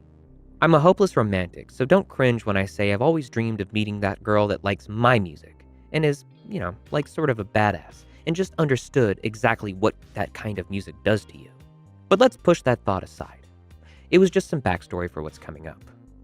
I had to start a new paragraph because thinking about it just gave me the chills. Sorry, I'm writing this trying to get all that stuff that goes through my brain. I don't know why I tell stories like this, but if you've made it this far, then maybe it's not too bad. Nothing was out of the ordinary on that day. It was boring and just kind of, there. 2 hours left is all I could think. I was already sick of school and each day was getting worse. Teacher says to us that we have free time to work on homework, so I pull out my computer and immediately grab my headphones. The homework was table-based, so we had to work together, and at this point, R being at the table didn't bother me much, so I decided to ask her for help. She looked a little confused. We didn't really talk at this point, but still. She helped me anyways. A few minutes in, I noticed she had headphones in too. I hesitated and asked her what she was listening to. She almost hesitated too, seeming embarrassed. I smiled a little smile, and she was like, well, they aren't that popular, so you might not know any of their songs. I peeked over and took a look at the screen. It might sound stupid and not that big of a deal, but seeing her playlist and knowing almost all of the songs, I could not believe it. I looked at her and I was like, what? You know these bands? Her eyes locked with mine and she said, you know these bands? I don't even know how to put it into words. It was like lightning. The rest of that class, we showed each other song after song after song, talking about them and pointing out the best parts only pushed us deeper and deeper into our own little bubble. We had been so lost in each other that sure enough, the bell goes off and we didn't even notice. We were both taken a little off guard, so we just sort of hurried and went home. I couldn't even sleep that night because the rest of my night, she was all I could think about. I mean, where can I even start? This girl drove me crazy all this time, and all of a sudden, this? I eventually fell asleep, and all I remember the next day is being crazy nervous. What if I tried to talk and she didn't care anymore? I guess I didn't mind much since we didn't really like each other, but as soon as I got there, it picked up just where we'd left off. R said something to me though that I'd never forget. Once we got back into music, she had this frustrated look on her face when I showed her a new song. Apparently, she'd already heard the song and really liked it. Then out of nowhere, she goes, "Ugh, why does it have to be you that likes all this music?" At that moment, I knew she was thinking the exact same thing I was. I had a dumb smile on my face for so long after that. Each day got more and more interesting. I learned that she used to think that I was a major a-hole who only cared about myself, and I told her I thought she was a B, so it actually worked out kind of well. Every time she opened her mouth, it was like angelic music I couldn't get away from. Whether we were sharing headphones to hear new music, or even just nonstop laughing about something dumb in the kitchen, there wasn't a single dull moment with her. It even got to the point where I actually wanted to go to school in the morning. The days where she was absent felt so empty to me. It was so disappointing, and I think the other girls even noticed it too. I always wondered if she felt the same way when I was gone. There's no way a girl like that would think of me like that, I thought to myself. I kept asking myself this until I learned that I was taking a class trip and was going to be gone for a few days. The day before the trip, I said to my table that I'd be gone for 2 days, and R immediately had a face of just, I don't know really, sadness? It was so genuine, and she was like, "What? No," but tried to play it off right away after. I smiled at her, and she looked back, and it was like we could read each other's minds. From that point on, I knew we were both in the situation of being drawn to each other with nothing that we could do about it. I never officially said it, but I had the biggest crush on this girl, and I think she had one on me too. There was only one thing that was keeping us apart, something that was way more than enough for either of us to act on. She had a boyfriend. She started dating him in the summer, and they were pretty in love. This guy had been her first everything, so I knew it wasn't some random schlub. Honestly, the guy was kind of a D to her. He'd come to class, pull her shirt up if her cleavage was showing, and just sort of talk down to her. You could see it in her eyes when he hurt her, and it was hard to watch sometimes. I wanted to try to comfort her, but I knew it was pointless. I think he caught on to me and her talking and would stand in between us, even halfway through our conversation, so we'd have to stop. I tried to say as much as I could to her before he'd come to her at the end of class. He was usually the end to our fun every day, but I didn't mind. Even talking with her for a minute made my day. Remember how I said R was really sweet? Well, she was, but she had a side to her I never knew about. Our teacher sometimes played favorites and would let some kids on their phones and others not. On this day, she decided that R was the one to not be on her phone. In less than a second, R had this fire in her that I could almost feel just by looking at her. She snapped back and they got into an argument that lasted only a few words. Those arguments started occurring often, and to be completely real, they made me like her even more. I'd argue with a teacher or two if I knew they were being unfair, and apparently she did too. I don't think I've even told her that I liked it, which sucks, but there's not much I can do now. As the semester drew to an end, I realized things with this girl would never turn into anything. I'd gotten a girlfriend, her boyfriend and her had gotten even closer, and we weren't going to see each other in class anymore. The days that we had were incredible, but at the same time so depressing because we both knew that it was going to end. I don't know how we both knew, but somehow we did. As we said our goodbyes, I'd always hoped maybe it wasn't our last goodbye, that maybe once, just once, we'd be able to talk again. I haven't talked to her since, and it's been about 3 years. Although we didn't talk, I never lost hope. I saw her at a party about a year after, but we didn't talk to each other. I looked up to see if she was looking at me a few times, but she never was, so I didn't think to approach her. As a hopeless romantic, I thought to myself, maybe it was like one of those movie scenes where I look up, and as I look away, she looks, and we never get to have the connection I was dying for. That R wants just as bad as me to look. I wish I knew the answer to that, but I don't know if I ever will. I still listen to the songs she showed me and wonder if she listens to mine. I'm left sitting here with this empty feeling, and I don't know what to do with it. I guess that's why I went to Reddit to let go of my thoughts and quit bottling everything up. So yeah, that's basically my story. A guy and a girl who hated each other that never thought they'd end up being friends. I know it doesn't have a happy ending, but not every story is a fairy tale. Maybe one day, but not today. I wish today. She made my heart melt in a way I'll never forget. And that's enough for me. Do you sometimes wish you could forget some days? Skip them or just play rewind on the awful clips of your life? The pain and the stress sometimes make you unfocused. Your vision goes blurred and mind all hazy. Well, it was exactly one of those days. But first, I'll give you a little background about me. I'm Natalie. I am 14 years old. I have recently started going out with a boy from my school, Harry. He's a dream come true.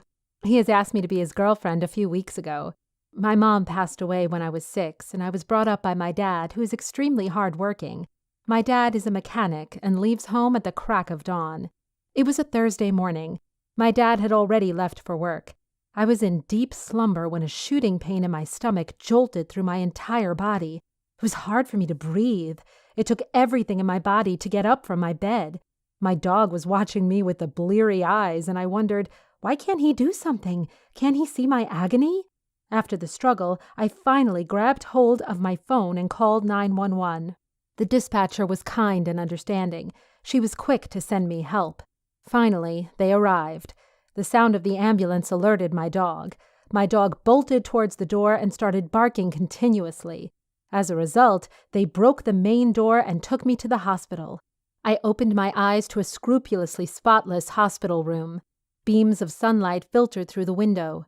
"Relax, honey," I heard a soft voice whisper. It was a nurse. I sighed and tried to relax.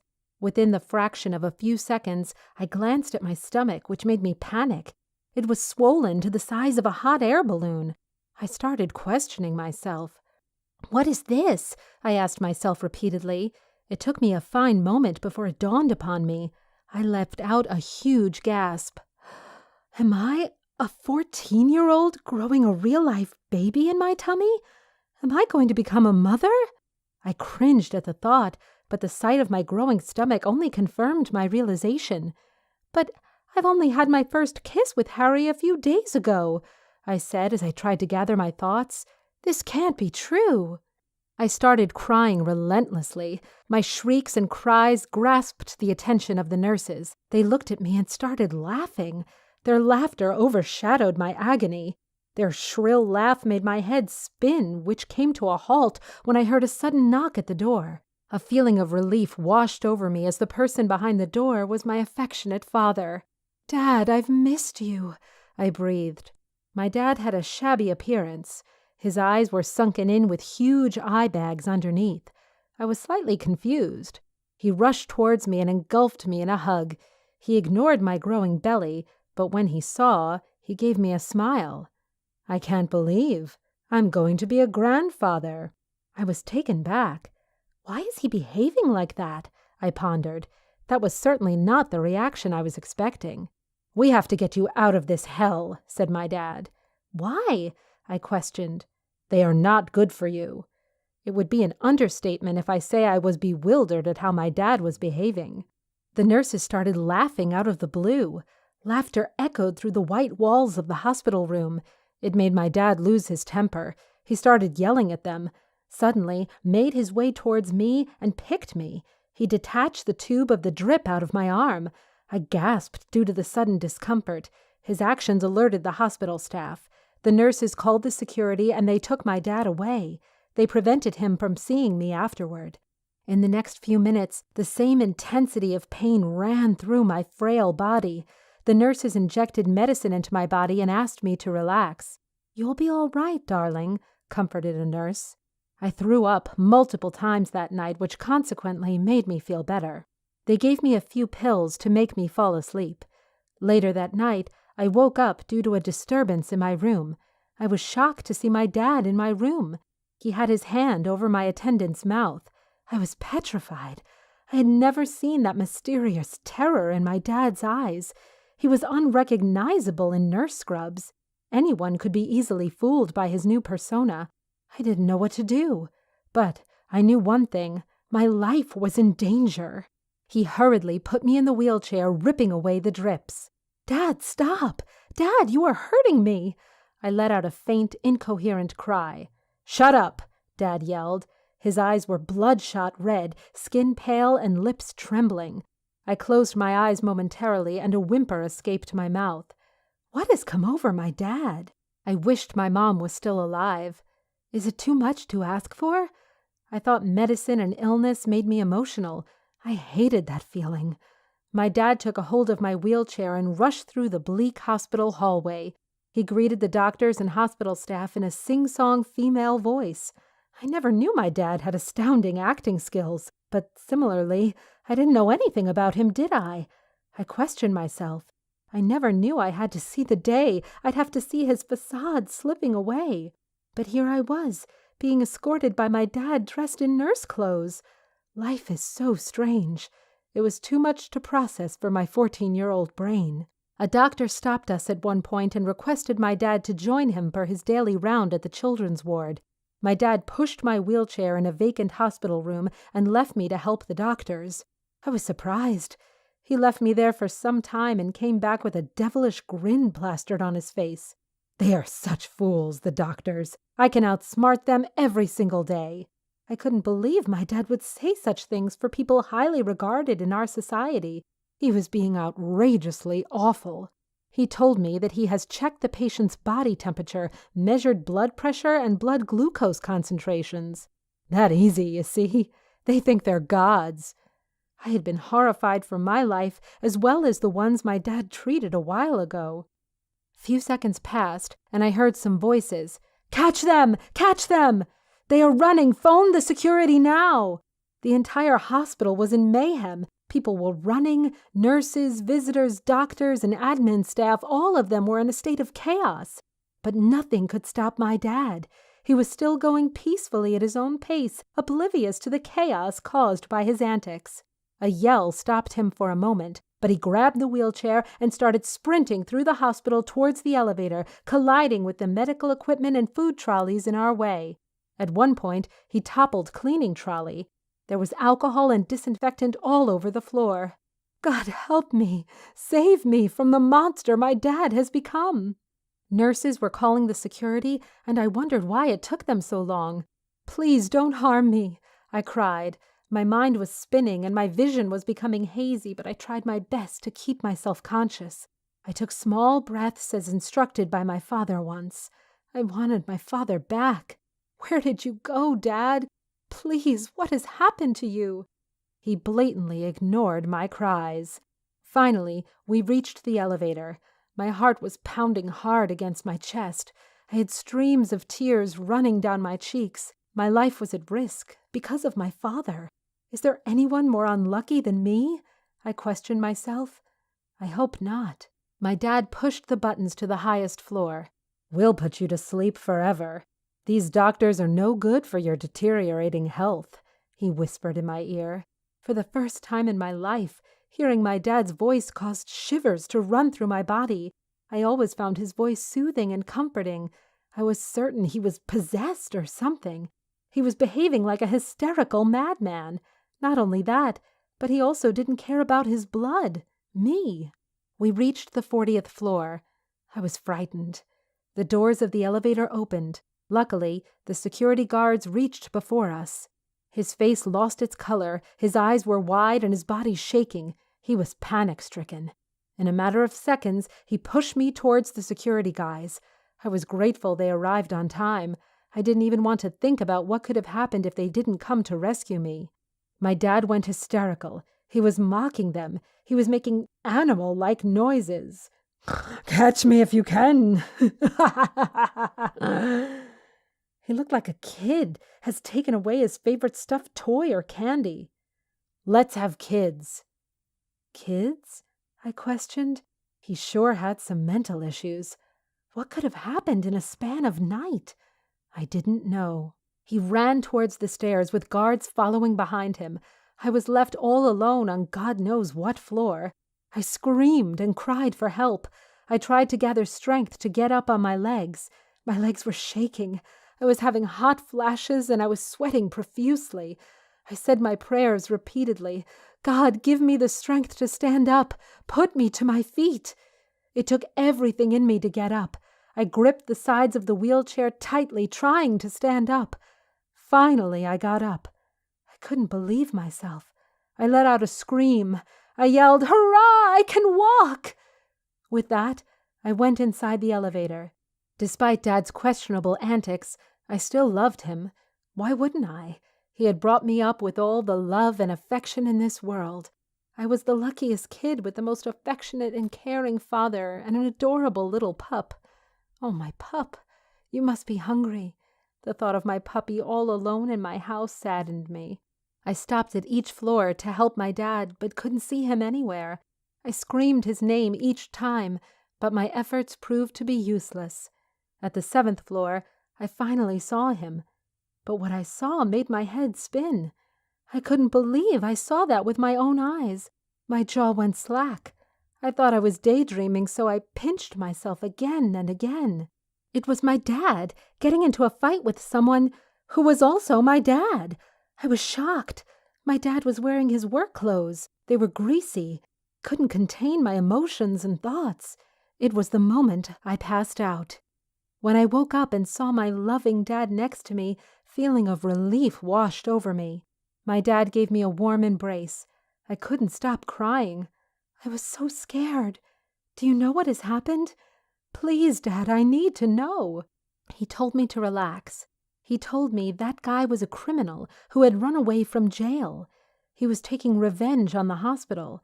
The hospital had sent him to jail because he took part in criminal activities taken place at the hospital a few years ago. He resembled my dad, which is why I mistook him as my dad.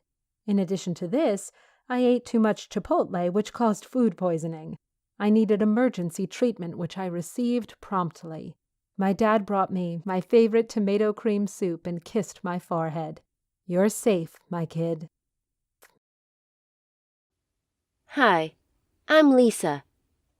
Life is indeed like an onion you peel one layer after the other, and sometimes it makes you cry.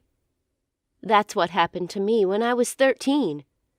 My whole life came to a standstill when I was viciously knocked down by uncertainties of life. Imagine yourself not being able to move your body. You can hear and see everything happening around you, but you can't communicate. People come around you, but you can't talk to them. They can't even hug you. You try to give your body orders to blink, shake, laugh, and even cry, but it doesn't obey you. Imagine yourself not being able to say, "I'm hungry, I'm pressed, I'm hurt, I'm cold." I lay lifeless for days, weeks, months, and years, disconnected from the physical world. You might be asking how this happened.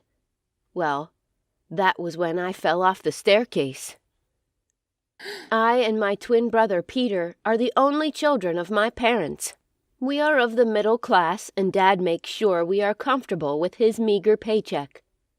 Dad said it took them 30 years before giving birth to us because Mom had no fallopian tubes, so all hope of Mom getting pregnant in life was lost, and they had to live with it. One day, 3 men visited them. They were hungry and haggard-looking. Then Mom asked them to come in, but they wouldn't. They sat outside. Mom went into the house, made them a nice meal, and they ate their fill. Then Dad asked them to come in the second time. They did and left after a while. After 7 days, Mom became pregnant and finally gave birth to me and my twin brother, Peter. Dad said our birth changed a lot of things. It seems as if there was this separation between him and Mom. They no longer do things together as husband and wife. Mom no longer contributes to running of the family.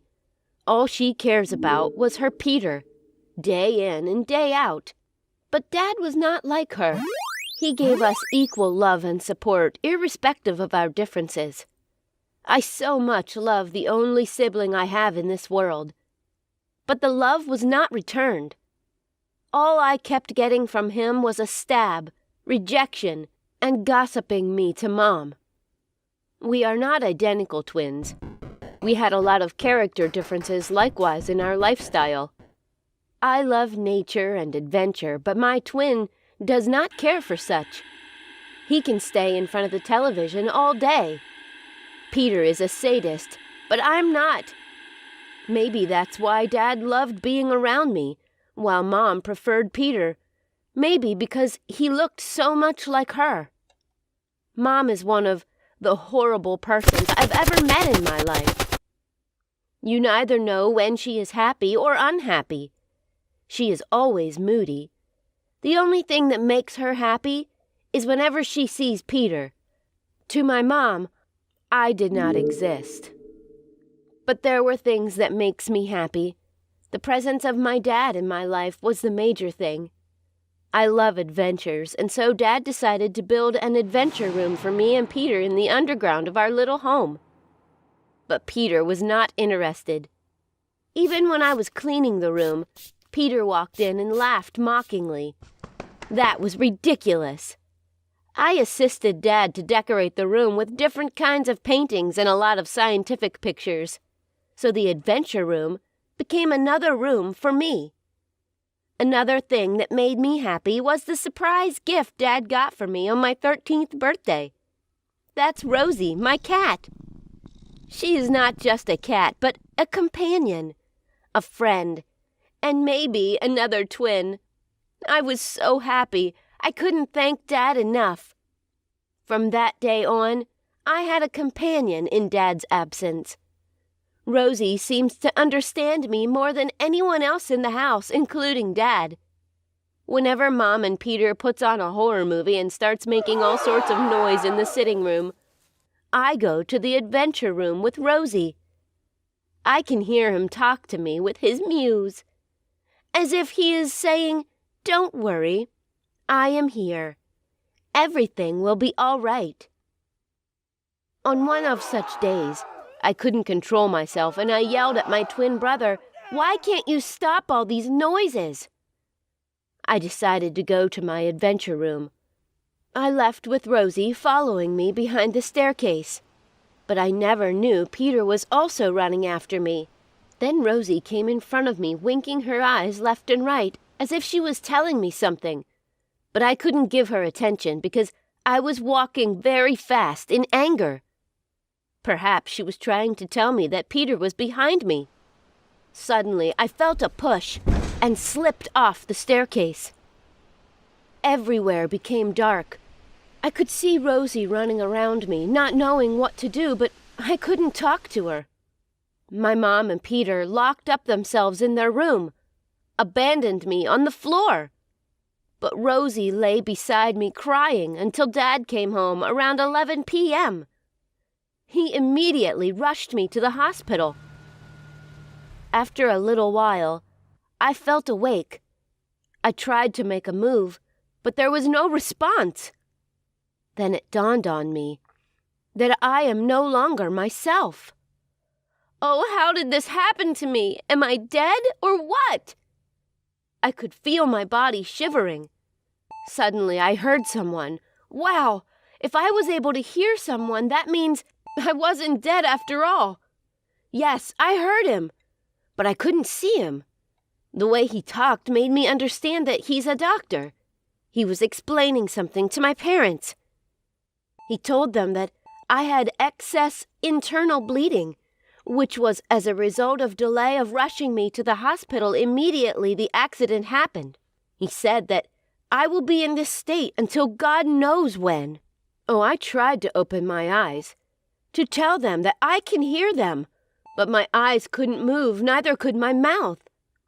I was devastated that I couldn't do anything. I automatically became a vegetable. How wicked life could be. Just 13 years ago, I had been a free girl who loves her dad, her cat, her career, and as well loves to play. I was happy and lively, but now everything suddenly changed. Doctors were confused. They thought I was completely in a coma. All I could hear was Dad telling me all will be well. As for my twin brother, I never set my eyes on him. Sometimes I wonder if he is really my blood. My mom completely disappeared. The doctor finally announced to Dad that there is nothing to be done. So Dad told him that I am coming home. I was excited to be home, but I felt bad again when Mom warned Dad not to bring me home because I'm going to be a burden to her.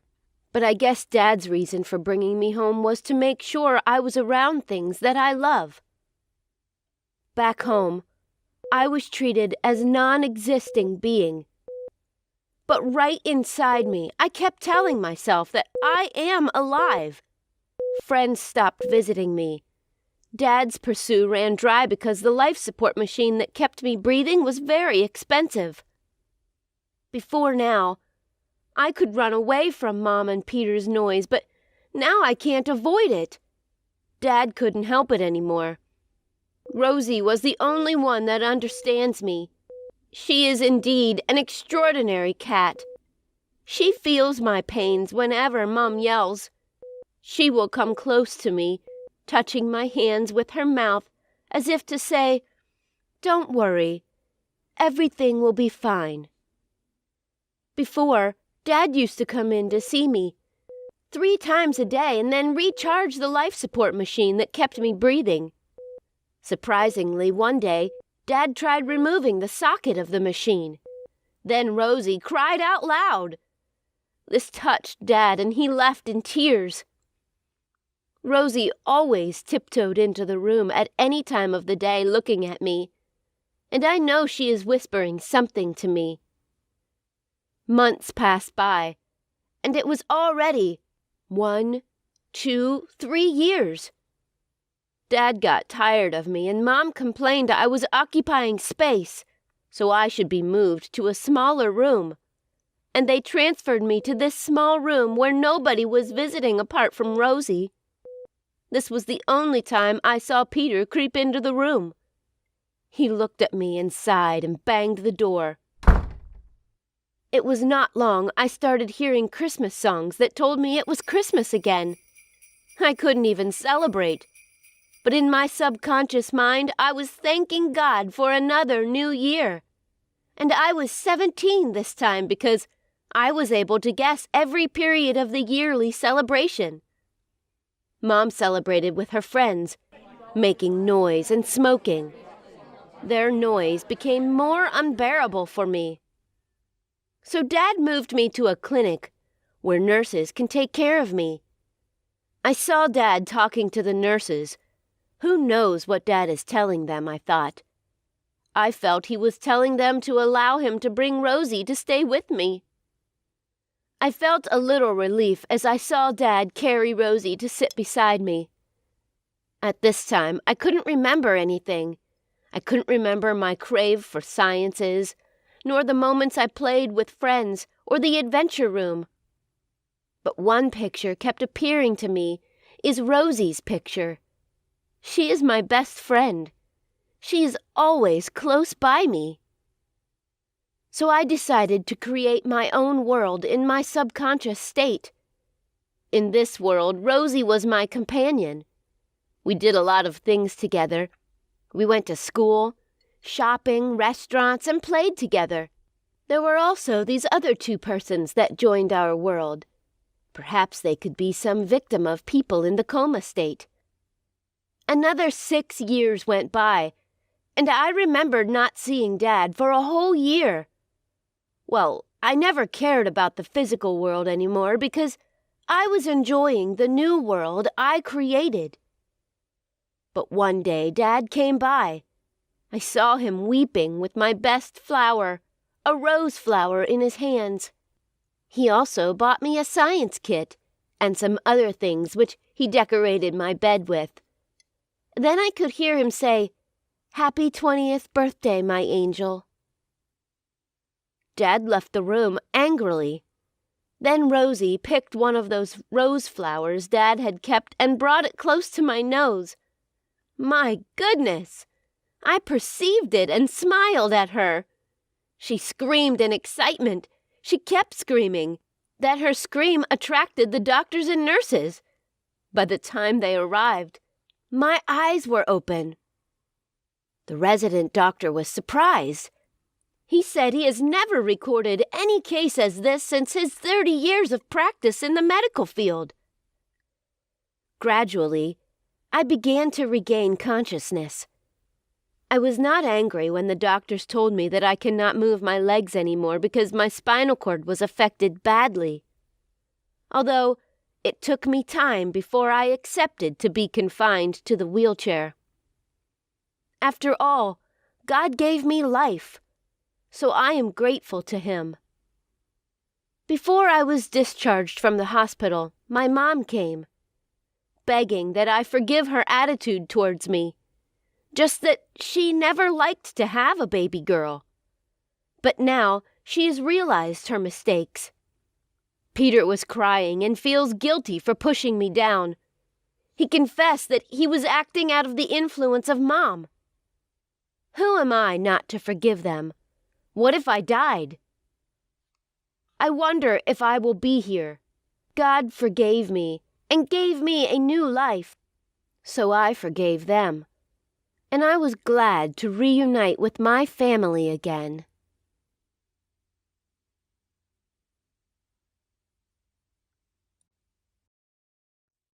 Hello from Elena. I am 20 years old, and I'm from Italy, Lombardy to be precise. I was born on the 3rd day in the month of April. I'm the second child in the family of 4 children that consists of 3 males and 1 female, and yes, I'm the only female, surrounded with brothers that had my back each time I was in trouble. Although I stayed with my grandmother, they had their ways of being around me. I was told I lost my parents at an early age. My brothers went to stay with a family friend where they were really maltreated. But they had no choice than to stay with them because they had nowhere else to go. Even though they would come visiting, I and my grandmother once in a while, they tried not to make us feel sad for the maltreatment they were going through. So they keep happy faces each time. I can't remember the early stages of my infant life, as I have never heard nor asked about it from my parents because I never had the chance to.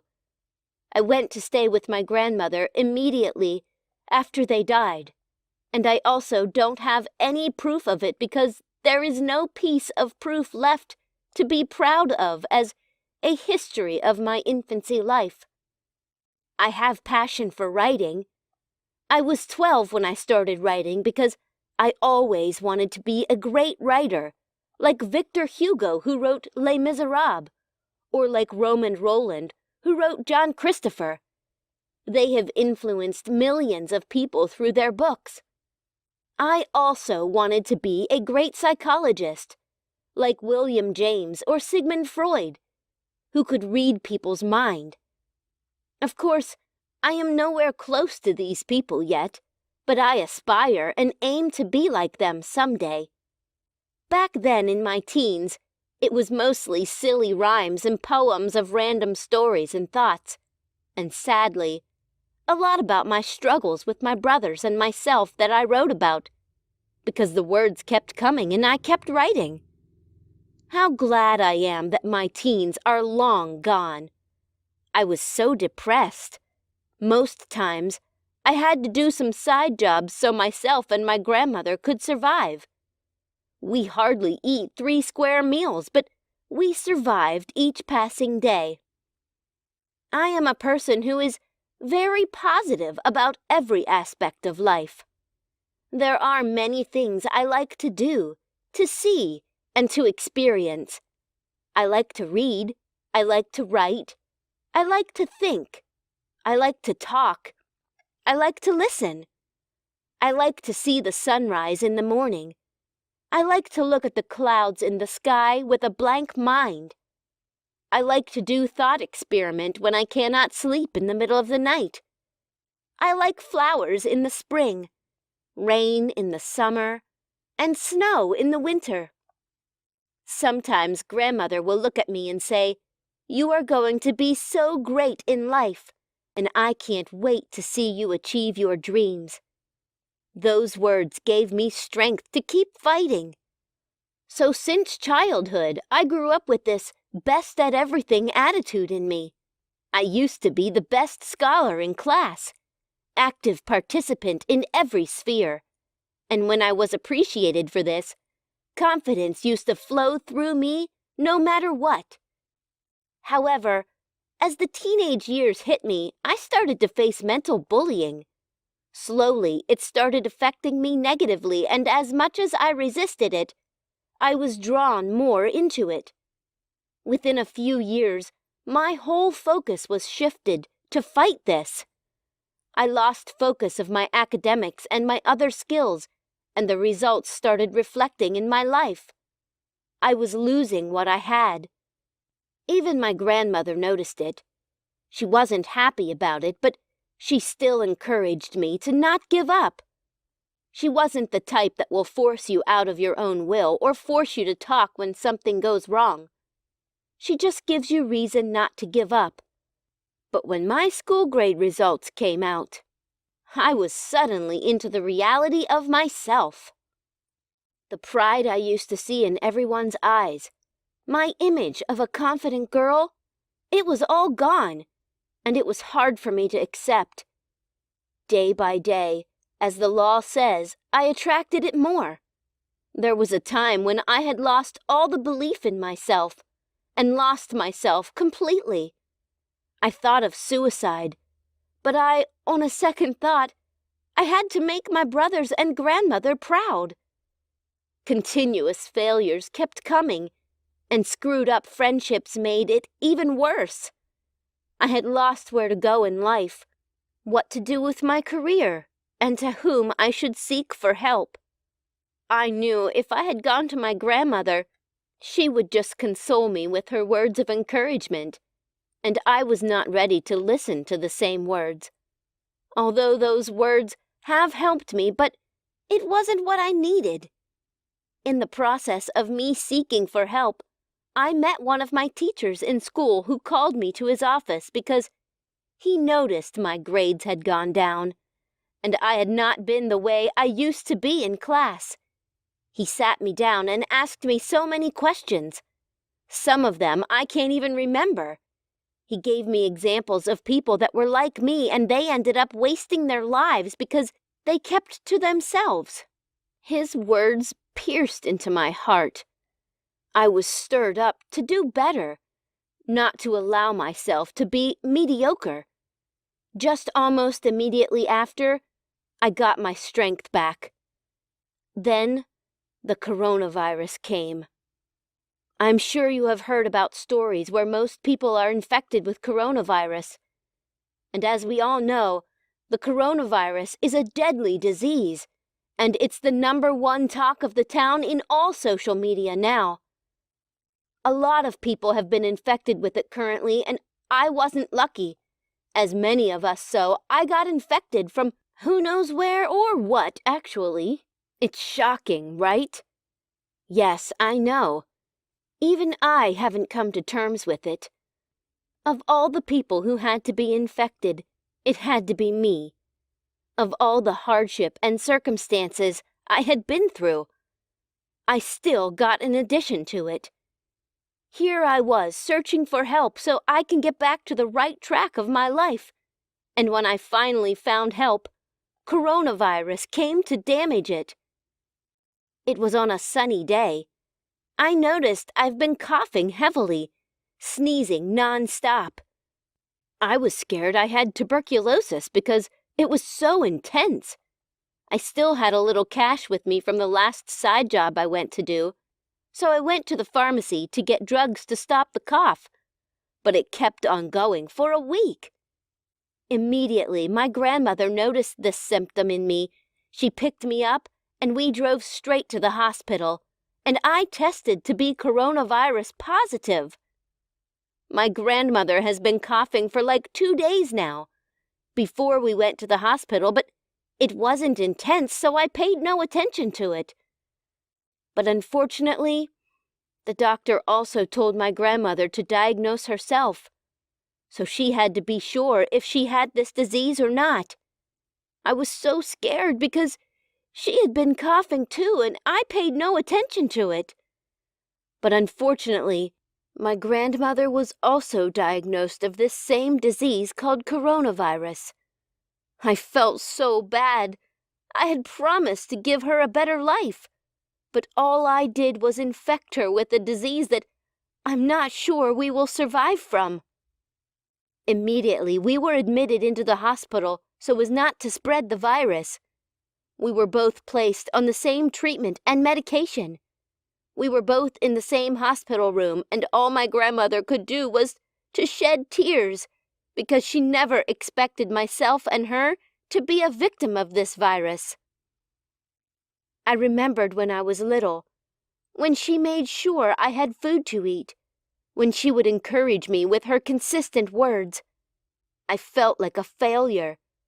I was very unhappy. I was supposed to make her proud, but now, how I have failed. After 2 days in the hospital, a lot of patients were brought in and they'd been diagnosed of this same virus.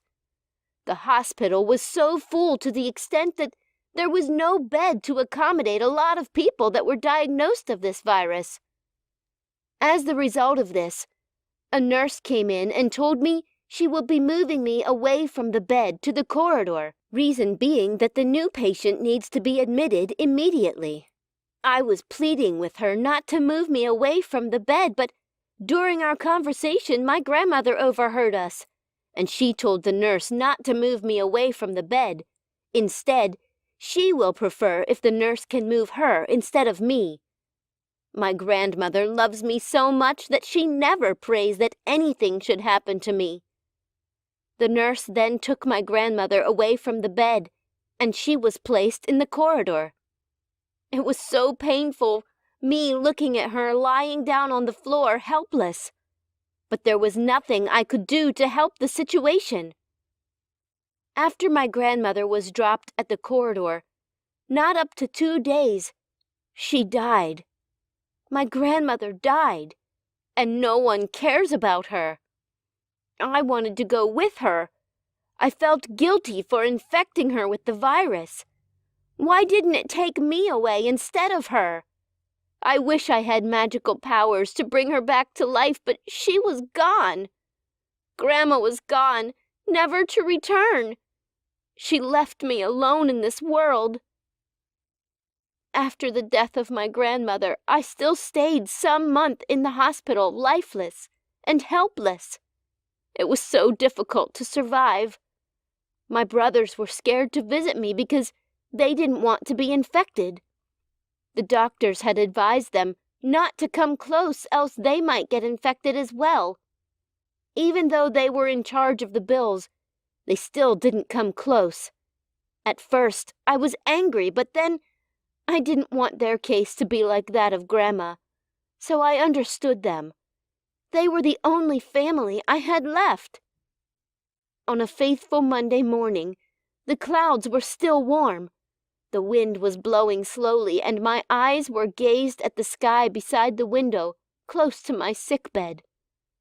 I was still in shock and sadness of Grandma's death, lost in thoughts. I heard the voice of the nurse assigned to me that morning. "The doctor is coming soon to check you." As she left, all I could think of was why the doctor wanted to check me. There's no hope left. I was going to die anyway. As he came in with a bright smile, he greeted me and told me I was responding to treatment because the virus had reduced in my system. I was so shocked. How that could be possible, I asked him. All he did was smile and left.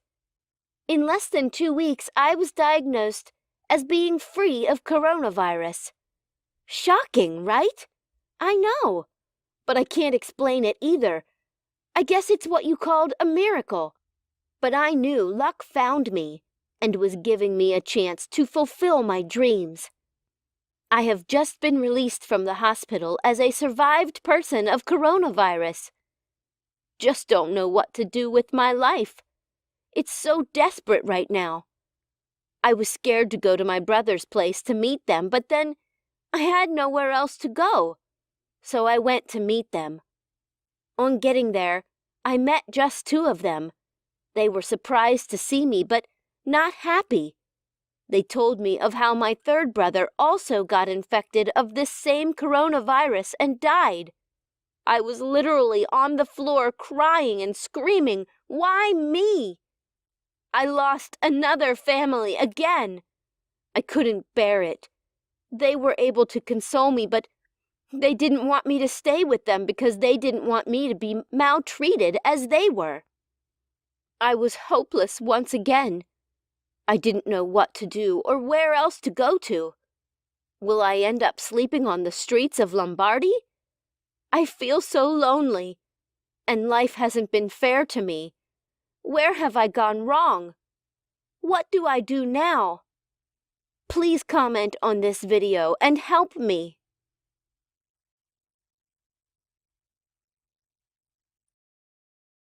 Hey guys, I am Mark, and my dad makes a living by lying. Yes, that is exactly what you heard. Now let me tell you guys a story about how everything in my life changed. I was born into a very rich family. My mom had her own business, but my dad was just a clerk. Everything was perfect for me. I was living my life to the fullest and enjoying every single moment.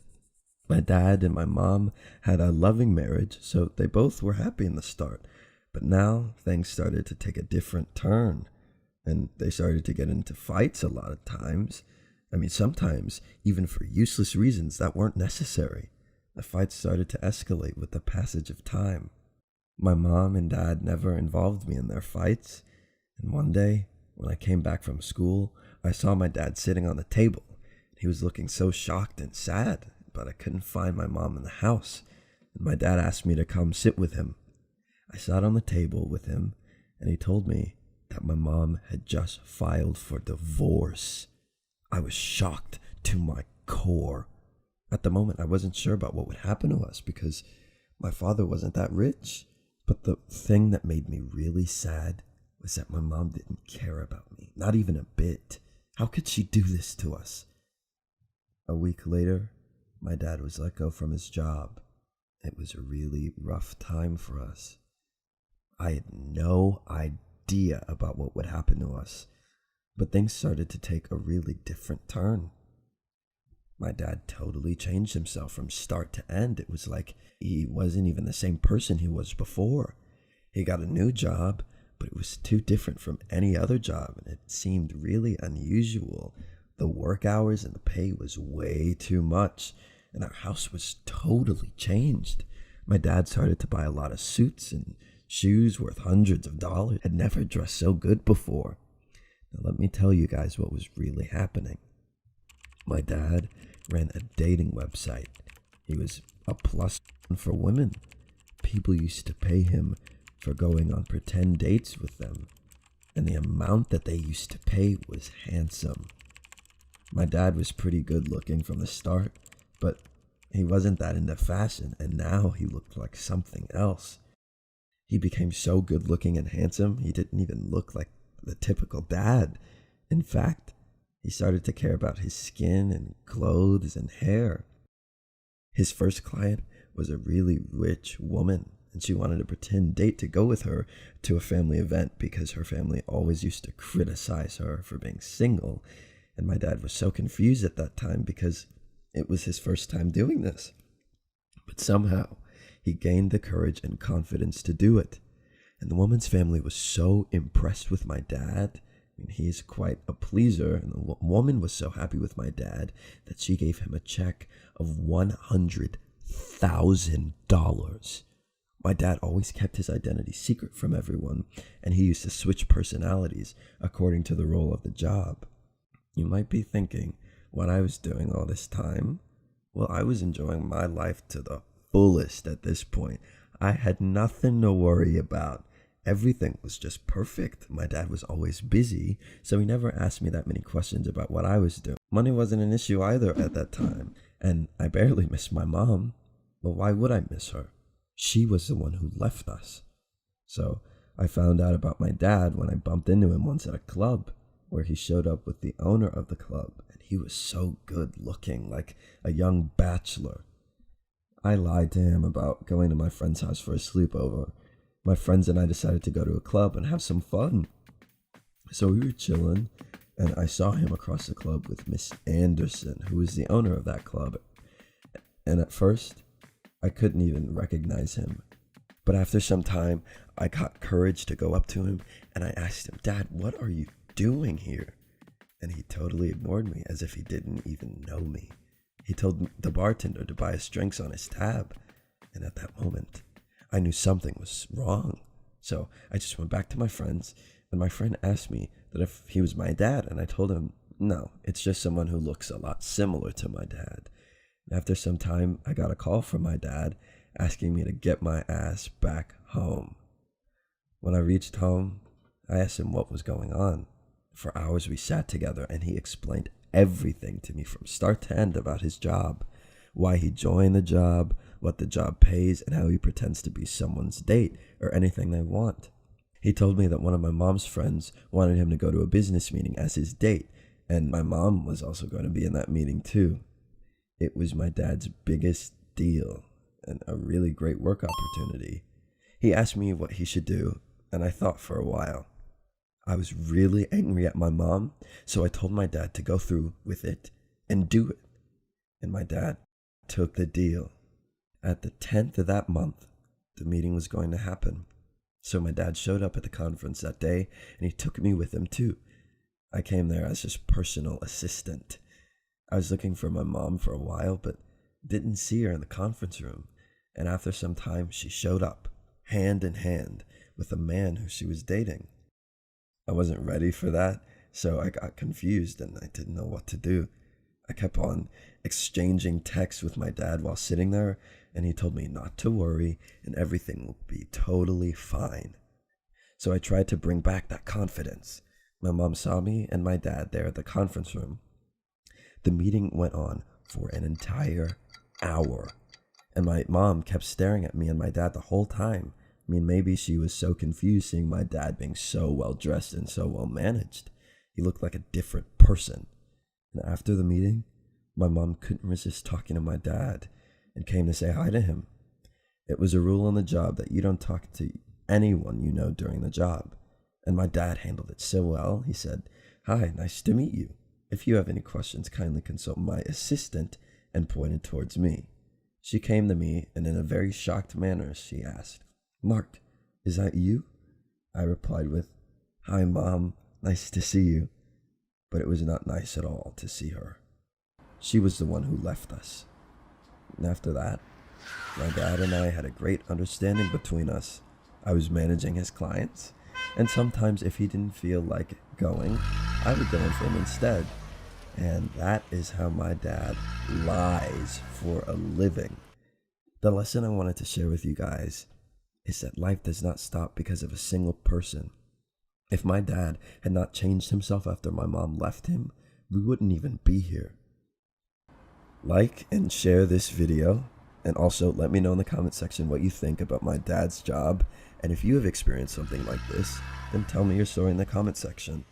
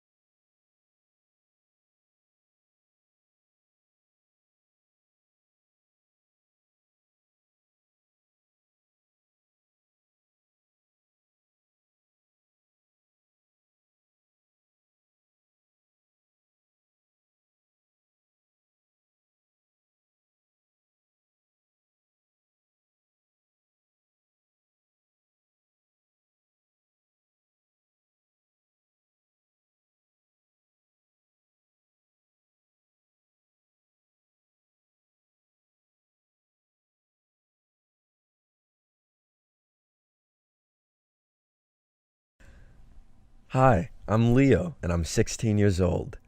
I live in a small town with my parents, and I'm the only child, which is why my parents have always been too protective of me. Like most kids, I'm a very disciplined child, and like everybody, I have my fair share of secrets too. Now, I will tell you about a little secret of mine which might have been the most dreadful act I have ever committed. It is a very well kept secret until now. Finally, it is time to lift the curtain. It was an incident that took place about 2 years ago when I was 14 years old. I was a young boy who was not worried much about living my life to the fullest. I still vividly remember that day. It was October 10th, a day that left a mark on me forever. I learned something that day which I will never forget until my last breath. And I'm sharing this story in the hope that you will learn from it and not make the same mistake that I made when I was faced with such a situation. My mom accidentally tore her $10 bill, and so she decided to take a pair of scissors and adhesives to mend that $10 bill. She placed the scissors and the adhesives on the table and went to the kitchen to do some housework and forgot about the money that she planned to fix. The bill was sitting right in front of me. I stared at that money for a while and saw that my mom was still doing her housework. And in that moment, I don't know what happened to me. I'd never done this kind of thing before in my life. I just wanted to have that money. So I picked up the money and went to the market because I desperately wanted the new issue of my favorite comic, which happened to be released that very day. I went to different bookstores to search for that comic but was not able to find it. Finally, after searching for a while, I found a store having the latest issue of that comic. So I went to that bookstore, I looked for a while, and finally found the comic. I picked up the comic and went to the checkout counter. As I gave the $10, I thought about that mistake that I had just made, and in that very second I was filled with nothing but feelings of guilt and regret. As I was about to leave the store, I saw my father, who was there to buy a newspaper. He was standing behind me in the checkout counter, and he gave the cashier a $20 bill. The cashier gave him $10 back. Coincidentally, it was the same $10 bill that I had just given to the cashier. I still remember hearing my heart beat at that moment. My dad asked me what I was doing there. I told him I came to buy a book, and he didn't ask any other questions. We both walked back home together. On our way home, my dad realized that the $10 bill that the cashier gave him was torn. So when we got back home, my dad saw the scissors and the glue that my mom had left on the table. He started to fix that $10 bill, and while doing this, his phone rang, which was in the next room. And he went there to pick up the phone and forgot all about the $10 bill that he had left on the table. After a while, my mom came back to the drawing room and saw the torn $10 bill on the table right where she left it. She picked up that $10 bill and started to fix it with the glue. My parents never found out about what I did that day. I was shocked to my senses.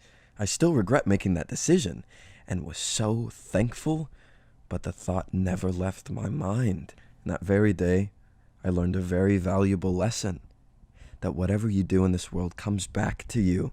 What goes around comes around. Everything is interconnected. If you do a bad deed, it comes back to you in such a way that you least expect. And in case you get caught stealing, your credibility comes into question, and it stains you for life, and you're never able to recover the trust and respect ever again. There's no place for an immoral person in society, so we must keep our hands and our minds clean and avoid stealing things that do not belong to us. Just as bad deeds come back to us, so do the good deeds. So we must avoid such vices and spend only what is ours. I also learned that guilt is a lot to bear. And if a person starts doing these types of things at a very young age, they'll do even worse things in the future and destroy their whole life. It might look really small at this time, but as we know, single drops of water creates the whole sea. Same goes for bad deeds. Doing small bad deeds can cause problems for the person in the future. Please like and share this video, and let me know in the comment section if you think I should tell my parents or if you think I should have told them earlier. And don't forget to subscribe and hit the bell icon. Hi, I'm Jane. For so many reasons, people actually believe that I was born with a silver spoon. In reality, I think they were wrong.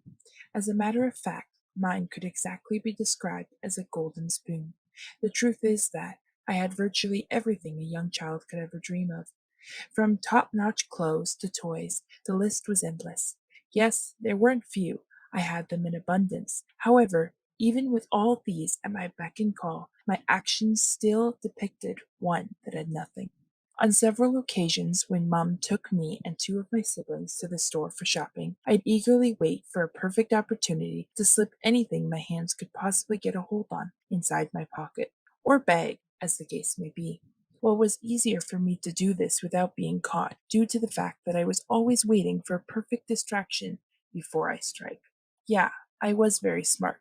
So I thought. Unfortunately, Mom never knew that those moments she kept inquiring and asking tons of questions about the products she wanted buying in the store were perfect moments, opportunities I used to execute my plan. I didn't see any big deal with what I did, since the things I picked weren't costly, just snacks, toys, and other little stuffs. As a matter of fact, I thought I was absolutely normal for kids my age to do things like this, as long as they aren't caught. Over time, I didn't just stop with picking things from the store.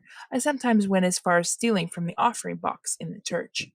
One day, while my parents and siblings were watching TV in the parlor, I sneaked into my dad's room and took a few dollars out of his drawer. Just when I was about sneaking out, I heard a voice. Jane, what do you think you're doing? Even without turning, I knew I was caught by Mom. I was so scared, not because of what I did, but because I didn't want to be grounded. Yeah, punishment scares the hell out of me. I begged Mom not to tell Dad, and I promised her never to steal again. Since I was Mom's favorite, I actually knew she'd forgive me and keep our little secret. Actually, that was exactly what happened. As I got older, my siblings and everyone in my family started complaining of missing properties on a daily basis. Aside from Mom, no one else knew who the real culprit was. With my innocent face, no one ever suspected me. Well, since Dad was always ready to replace the missing properties with a better one, I didn't feel terrible about this habit of mine. One day in high school, during the break period, when other students went to get their snacks, I carefully opened my seatmate's bag, and before I could remove the new toy I saw her with earlier on, I heard her shout from behind me. I knew it. Rosie happened to be my seatmate, and everyone knew she wasn't the type that keeps secrets. That's why they nicknamed her Basket Mouth. Just like a basket, Rosie never kept anything to herself. I began to sweat profusely. The mere sight of her made me realize I was already in a serious trouble.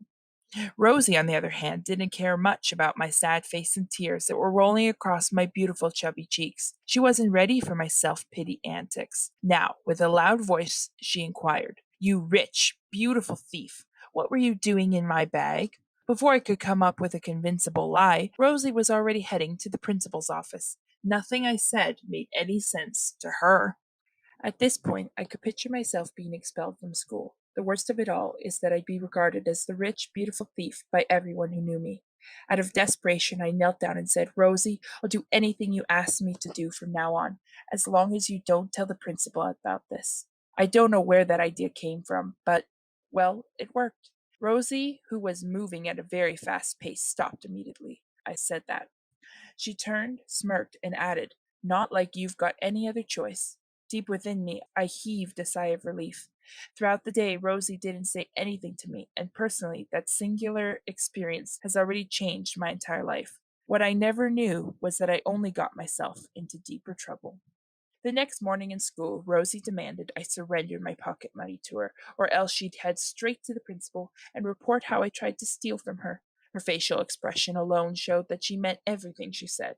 Well, I had no choice. My reputation meant more than a mere pocket money. I gave her the money and spent the rest of the day fighting back hunger. From asking for pocket money, Rosie started demanding I copy her notes as well as do her assignments, or else stand a chance of getting our secret exposed. Just like she said that day, I had no choice. I knew what I was passing through in Rosie's hands wasn't right, but then I was paying for my sins. All along, I was ignorant of the fact that Rosie, just like she had always been, had told her friends about the incident. It took a matter of time. One of the students teased me with it. You rich, beautiful thief, leave my seat before my books disappear. Everyone in the classroom laughed so hard. I've never felt so embarrassed all my life. I ran out of the classroom and cried my eyes out. I didn't realize that the principal was standing quite close to me, waiting for me to let go of whatsoever was bothering me. Yes, my principal is one of those persons that believe that crying isn't a form of weakness, but strength. I'm sure she heard that I wasn't sobbing anymore, that she said, "Jane, you can tell me about it. I'm here for you." Those assuring words were enough reasons for me to let the cat out of the bag. I didn't just tell her about trying to steal from Rosie, I told her about my entire childhood mistakes, too. Although she tried hard to keep a fairly normal face, but I knew she was so disappointed. After what seemed like a lifetime confession, she could only mutter, "I'm proud of you. You allowed your mistakes to shape you into a better person." She went further to explain why trying to conceal my offense was wrong. Later in the day, she came to my classroom and spoke on why we couldn't capitalize on another person's mistakes. She told Rosie that what she did was a crime just like mine. We got to learn about blackmail and its resilient effects. My mistake was not just a lesson for me, it was also a big lesson to others as well. That was the beginning of a more normal life for me. Like and share this video, and also let me know in the comment section what you think about my mom, if her actions encourage my negative lifestyle. Also, I would like to hear your own story. If you have experienced something like this, let's hear your story in the comment section. And don't forget to subscribe.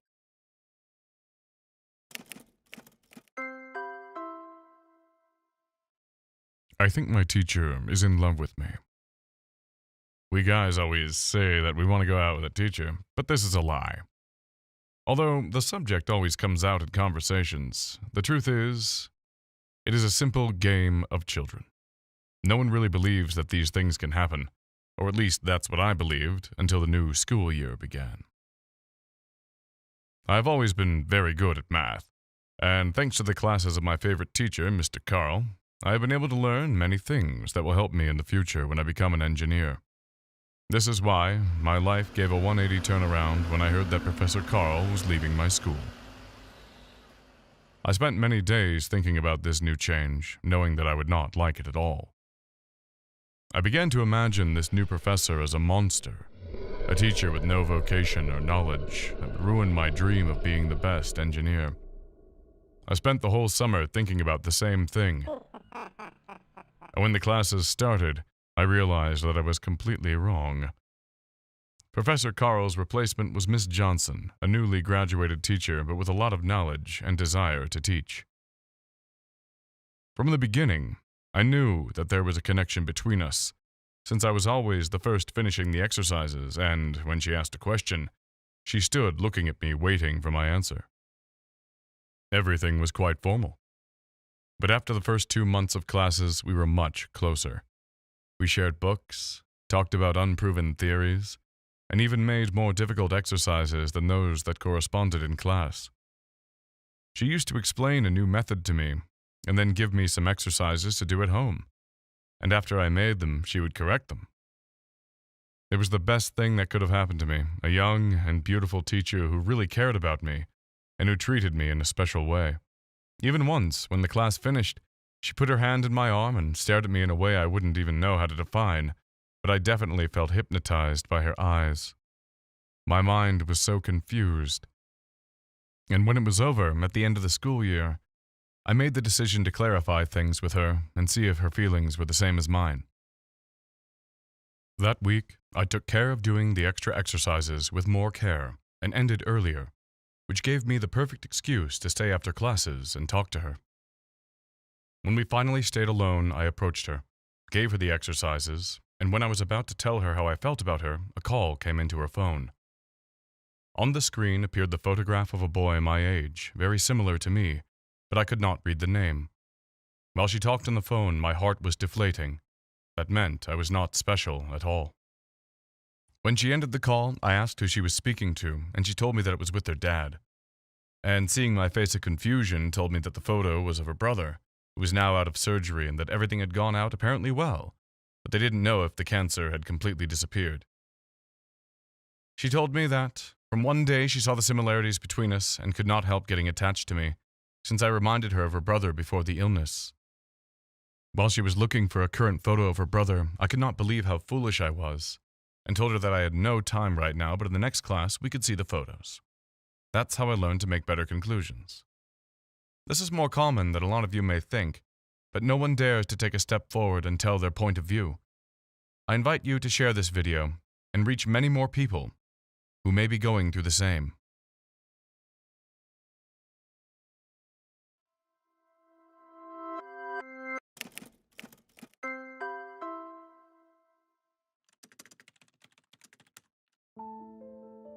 I desperately needed to have a boyfriend. I don't know if all teenagers go through the same problems, but I thought I was the only one around the world who was going through my situation. I'm 16 years old and I've never had a boyfriend. It may seem like something normal, even something silly, but when you're a girl and you've never had a boyfriend, it makes you feel like something is wrong with you.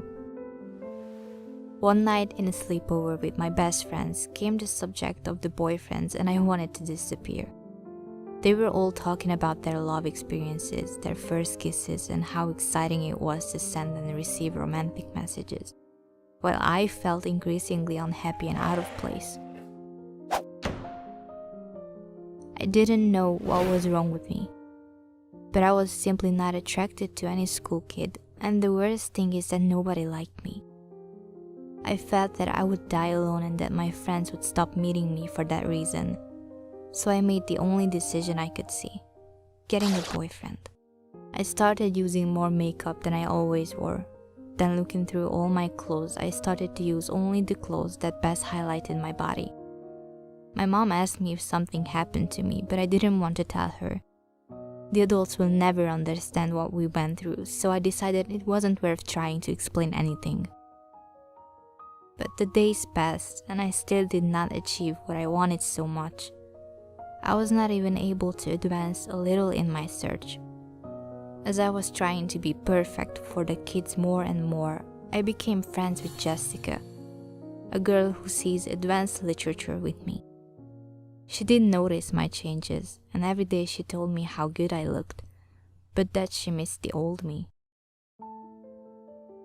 I felt a strange emotion every time I spoke to her, and without realizing, I began to dress as before, without exaggerating at all, trying to please more that girl who had noticed the changes in me. We started going out more often, doing work together, occasionally going to the movies or to the park, or just staying late at home to talk nonsense. One day, I found myself thinking about Jessica and smiling like a fool, and suddenly I lost my smile. Fear surrounded me and I thought I would cry. I was falling in love with my friend. I was very afraid to lose her because of these stupid feelings, and I didn't know what to do. The days went by and I got sadder. Jessica realized, and one day when the classes ended, she asked what was wrong with me. I explained in tears my feelings and I looked to the floor waiting for her to run. But on the contrary, she hugged me and said very short, "I feel the same." And I knew that everything would be fine. Since then, I have stopped trying to be someone I am not because I realized that the most important thing is to be honest with myself. The hardest part of everything was the loneliness. So I think the best thing from now on will be looking for company in people who have been through the same or might need some advice. I invite you to leave in the comments that story you want to share with everyone.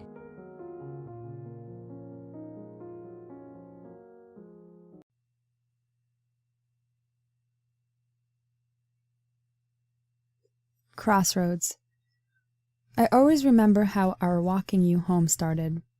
It was on the evening after a final term exam we gave together, and I did not want to let you go home alone, as you always do. Surprisingly, you let me, unlike the other days when I'd keep on pestering you two. It had opened up the pathway to a regular happening in our lives, where I'd take you home every day or even accompany you from your home. Even though it has been many months since we last got to walk together again, but just for the sake of today, I wanted to experience it again, to walk on that path again. The last few times, It used to start from the plinth of the Fine Arts Building, where you and I would sit for hours and talk under the eerie evening light or the golden afternoon. Then you would get up, say your mother is going to kill you if you delay any longer, and from the path behind the building, our journey would start. The sodium golden lights on the road would always light up as soon as we would start, as if a cluster of fireflies to lead us through our regular path into the night. On our way, there would be so many crosswalks to go through, even a busy crossroad just before your house. You never could cross roads properly, and it would always be my responsibility to lead you safely to the other side. Sometimes you would hold my hand or my shirt's cuff while crossing if you felt too afraid or overwhelmed by the traffic. I would always pull you through no matter what. Then, we would go on walking, and our shadows would get closer than our bodies. Maybe I will try to slide my hand into yours as well, wouldn't I? It is raining right now, and I do not have an umbrella. The raindrops fall on my head and slide through my scalp, mixing with sweat on my forehead, but I don't mind as I walk. Even if I had an umbrella, I would always give it to you, because it is embarrassing to walk under the same umbrella. Even after 2 years of being together, it was always so awkward and embarrassing. But right now, my scarred feet hurt like hell. No, I still want to walk with you. So I do, and so I will. Why not? After all, I walked with you for almost 7 kilometers, didn't I? When did feet ache ever matter? You would vent at me for walking with my shoes rubbing the ground. But right now, I do not really know where you are. You might be on a car going to or from home, or you might be somewhere else, to find somebody else. Oh, hey, that girl looks like you. Hey, it could be you. Oh, no, it isn't. Would you call me if you saw me? Would you even recognize me after so many months? Please tell me your memories of me have not faded yet. Oh well, it does not matter. I will just pretend that you are walking beside me. That is better, isn't it? Getting drenched with me, passing that familiar burger stand, right after that tall building that we always make fun of. You're so quiet, so maybe I'll just sing La Vie en Rose to you. It will help, won't it? Remember, I did sing that on the night when I first realized whatever I did or tried to do was not really enough, didn't I? Even though we were both broken, I had to let you know somehow that it will be all right, didn't I? Oh no, it's already the dark intersection. I stopped my pace. I don't want you to go right now. Why not just a few more minutes? What will happen if you go home just a bit late? You're going to be gone forever, so just take the time before you do. If I could be reborn and reborn, I would live this moment again and again and walk on. But I can't, can I? So? But no, you insist, you have to go. You convince me you have to leave, and it's already been too late. It is already far beyond what you could stay for. But I do not want to let go of your hands. I do not want to leave you out of my sight. But well, finally, I have to accept it.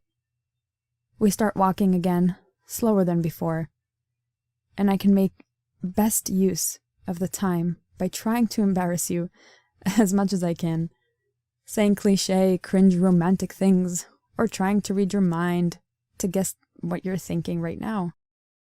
You don't say anything, again, and I realize I cannot really seem to read you anymore.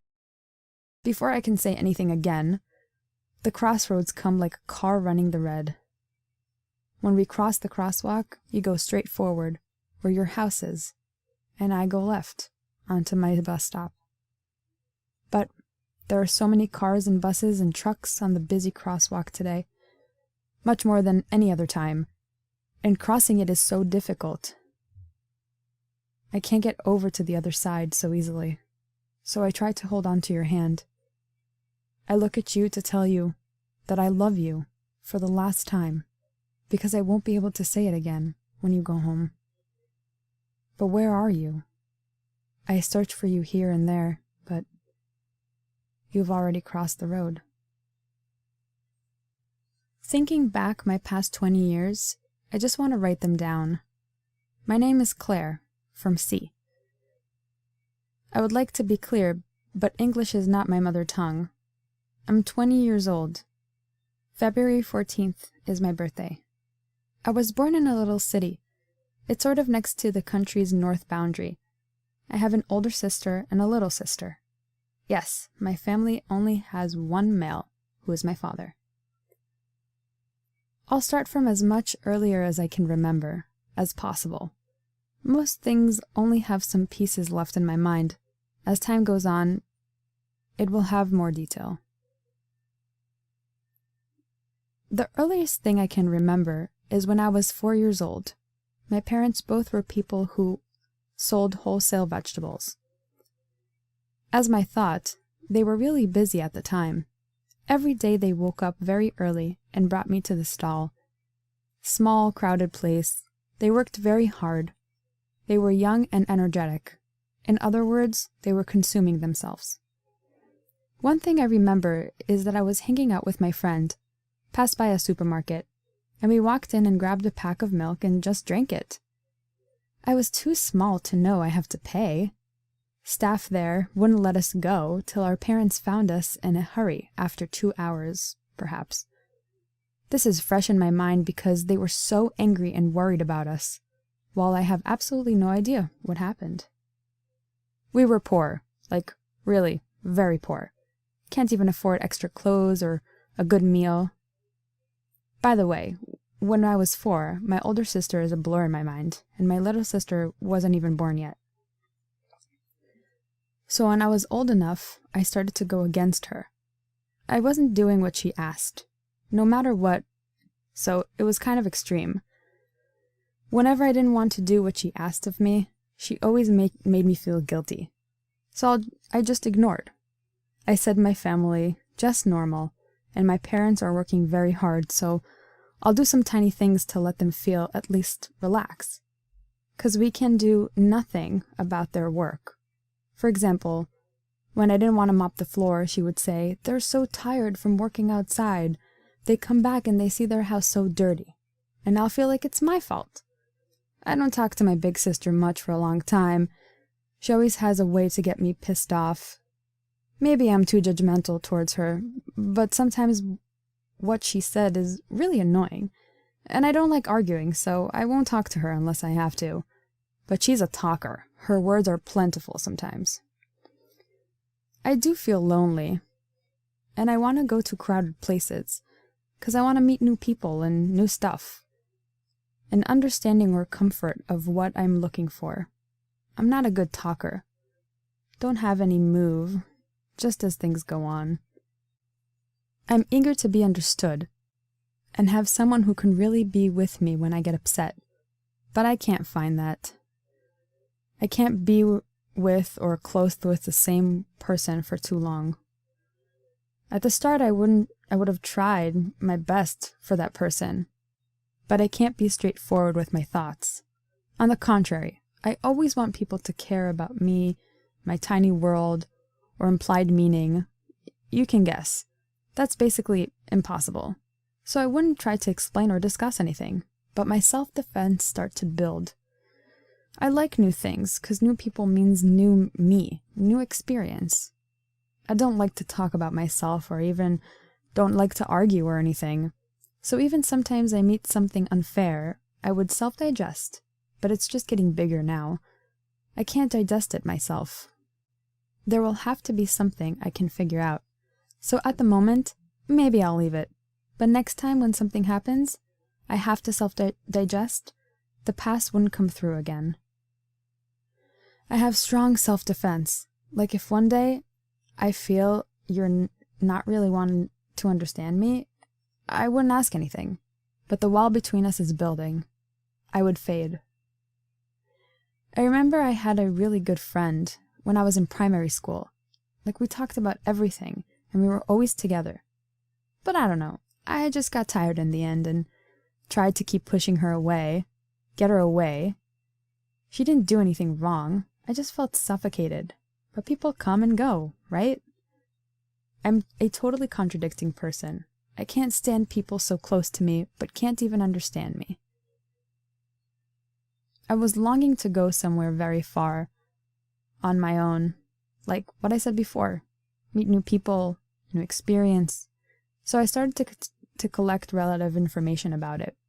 But I can't just travel. So I found a volunteer thing. You can get a certificate, which can be very helpful for a job in the future. It also has to be inexpensive. So I chose India. I stayed there for 6 weeks. They covered accommodation and food. All I needed to pay was project fee and a plane ticket. About the project I chose, I didn't think too much. They all have a very similar introduction, so I chose randomly. It's about teaching kids English. To be honest, I prefer to be with kids or pets than older adults. So I made an interview, and I went there. In my case, that would be totally a lone space. Probably at a dog, and in a beautiful countryside that would inspire me. You may notice that surroundings will influence me a lot. But every time when I want to face them, I would get so nervous. Sometime I was thinking maybe I'm a control freak. 'Cause if things out of expectation, I would be like, don't know what to do. I don't even know if I'm really in love with traveling and meeting new things. Maybe that's just an excuse to escape. I'm always chasing something. Currently, I'm not. And put my expectations on that, but the truth is, even though I get eventually sick of things, it won't change too much. I don't know what is wrong with me. You know, I always feel better in places not so familiar to me. That's why I only send letters to foreigners and only join foreign communities. Different languages and culture will minimize my sensitivity, and I would rather travel alone. I may never travel with others. Even travel, I prefer to go to other countries far from mine.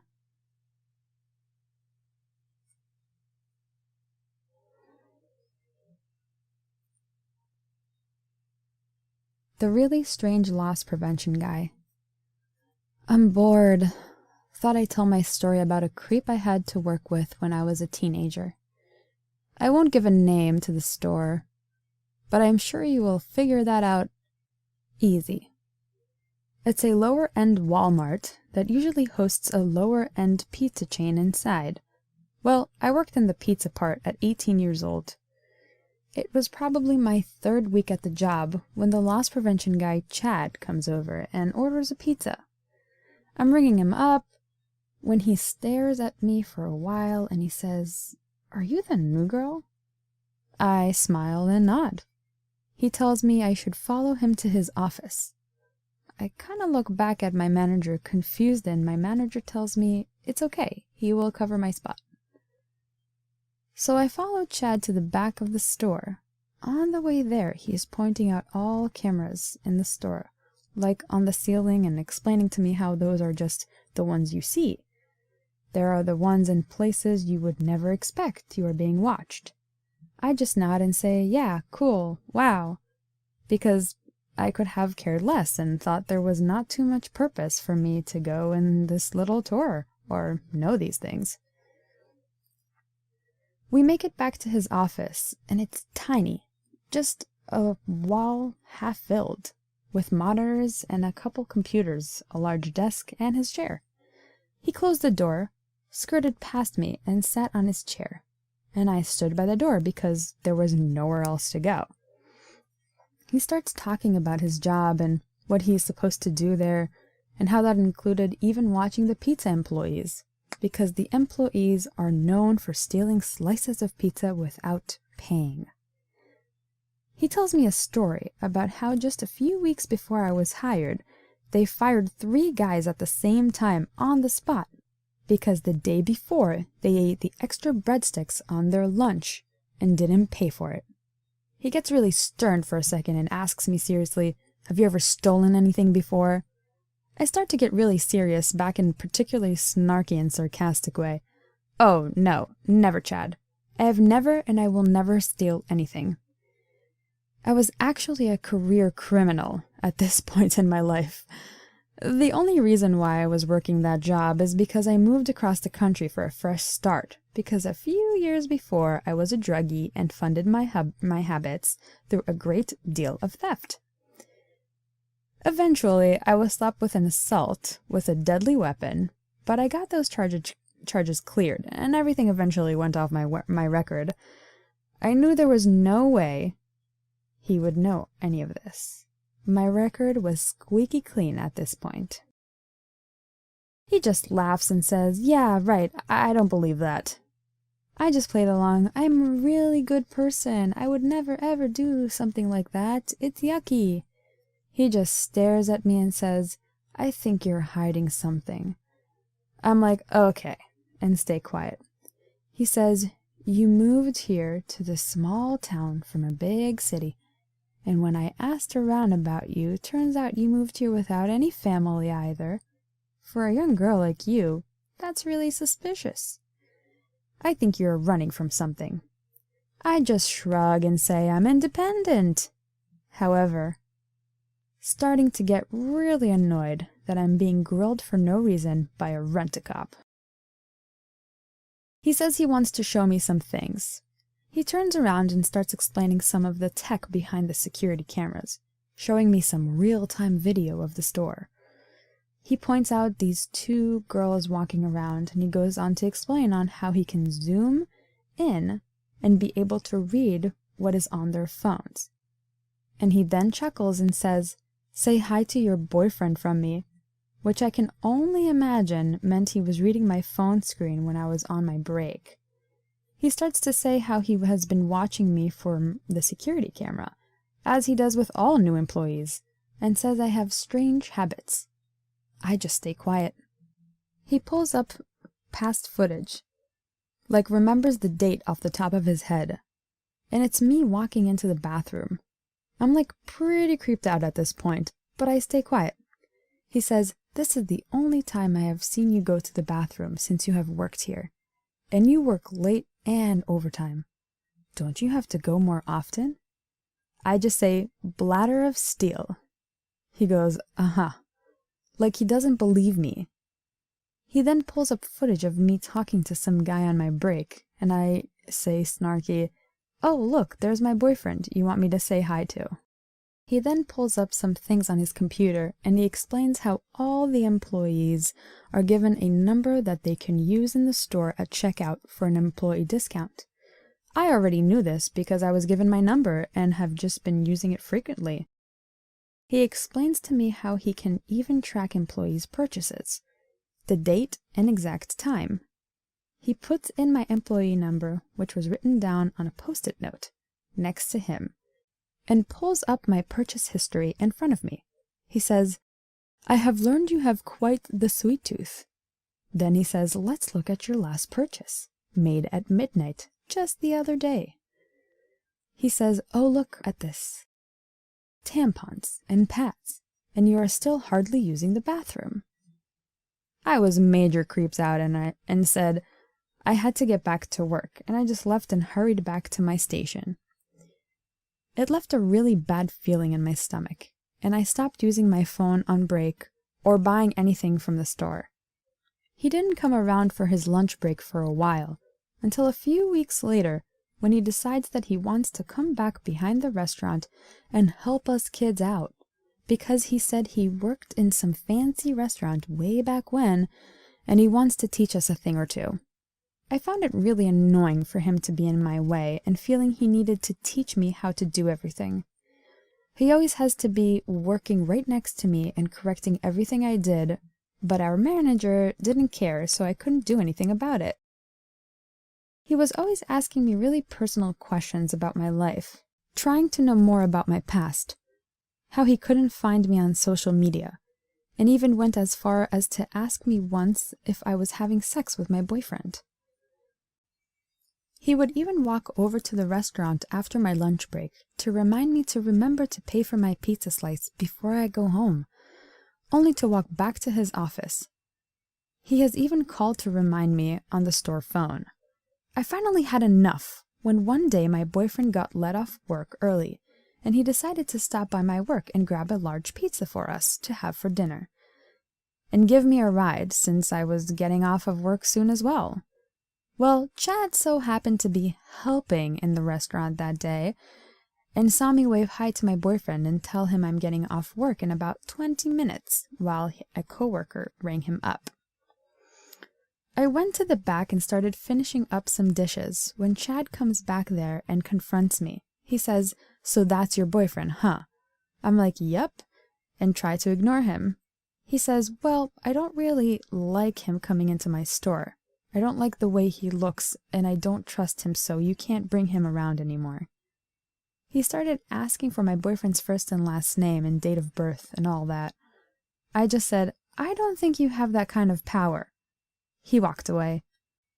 I went home, and while my boyfriend and I were eating dinner, I get a call from the store manager saying Chad did an investigation on the people I bring into the restaurant as guests, and that one of them has piercings and tattoos and long hair, my boyfriend, and even a DUI. His father did, but not my boyfriend. And the store manager told me until my boyfriend gets a haircut and dresses more nicely, he can't come into the store anymore. I was shocked. So shocked, I just said, "Okay." I hung up and thought about it more. This was a big box stores. Hundreds and hundreds of customers in and out every day. And they banned my boyfriend because he looks too punk. I walked into the store manager's office the next day and quit. And I flipped off one of the security cameras on my way out because I knew Chad was watching me. I couldn't take another second of that creep.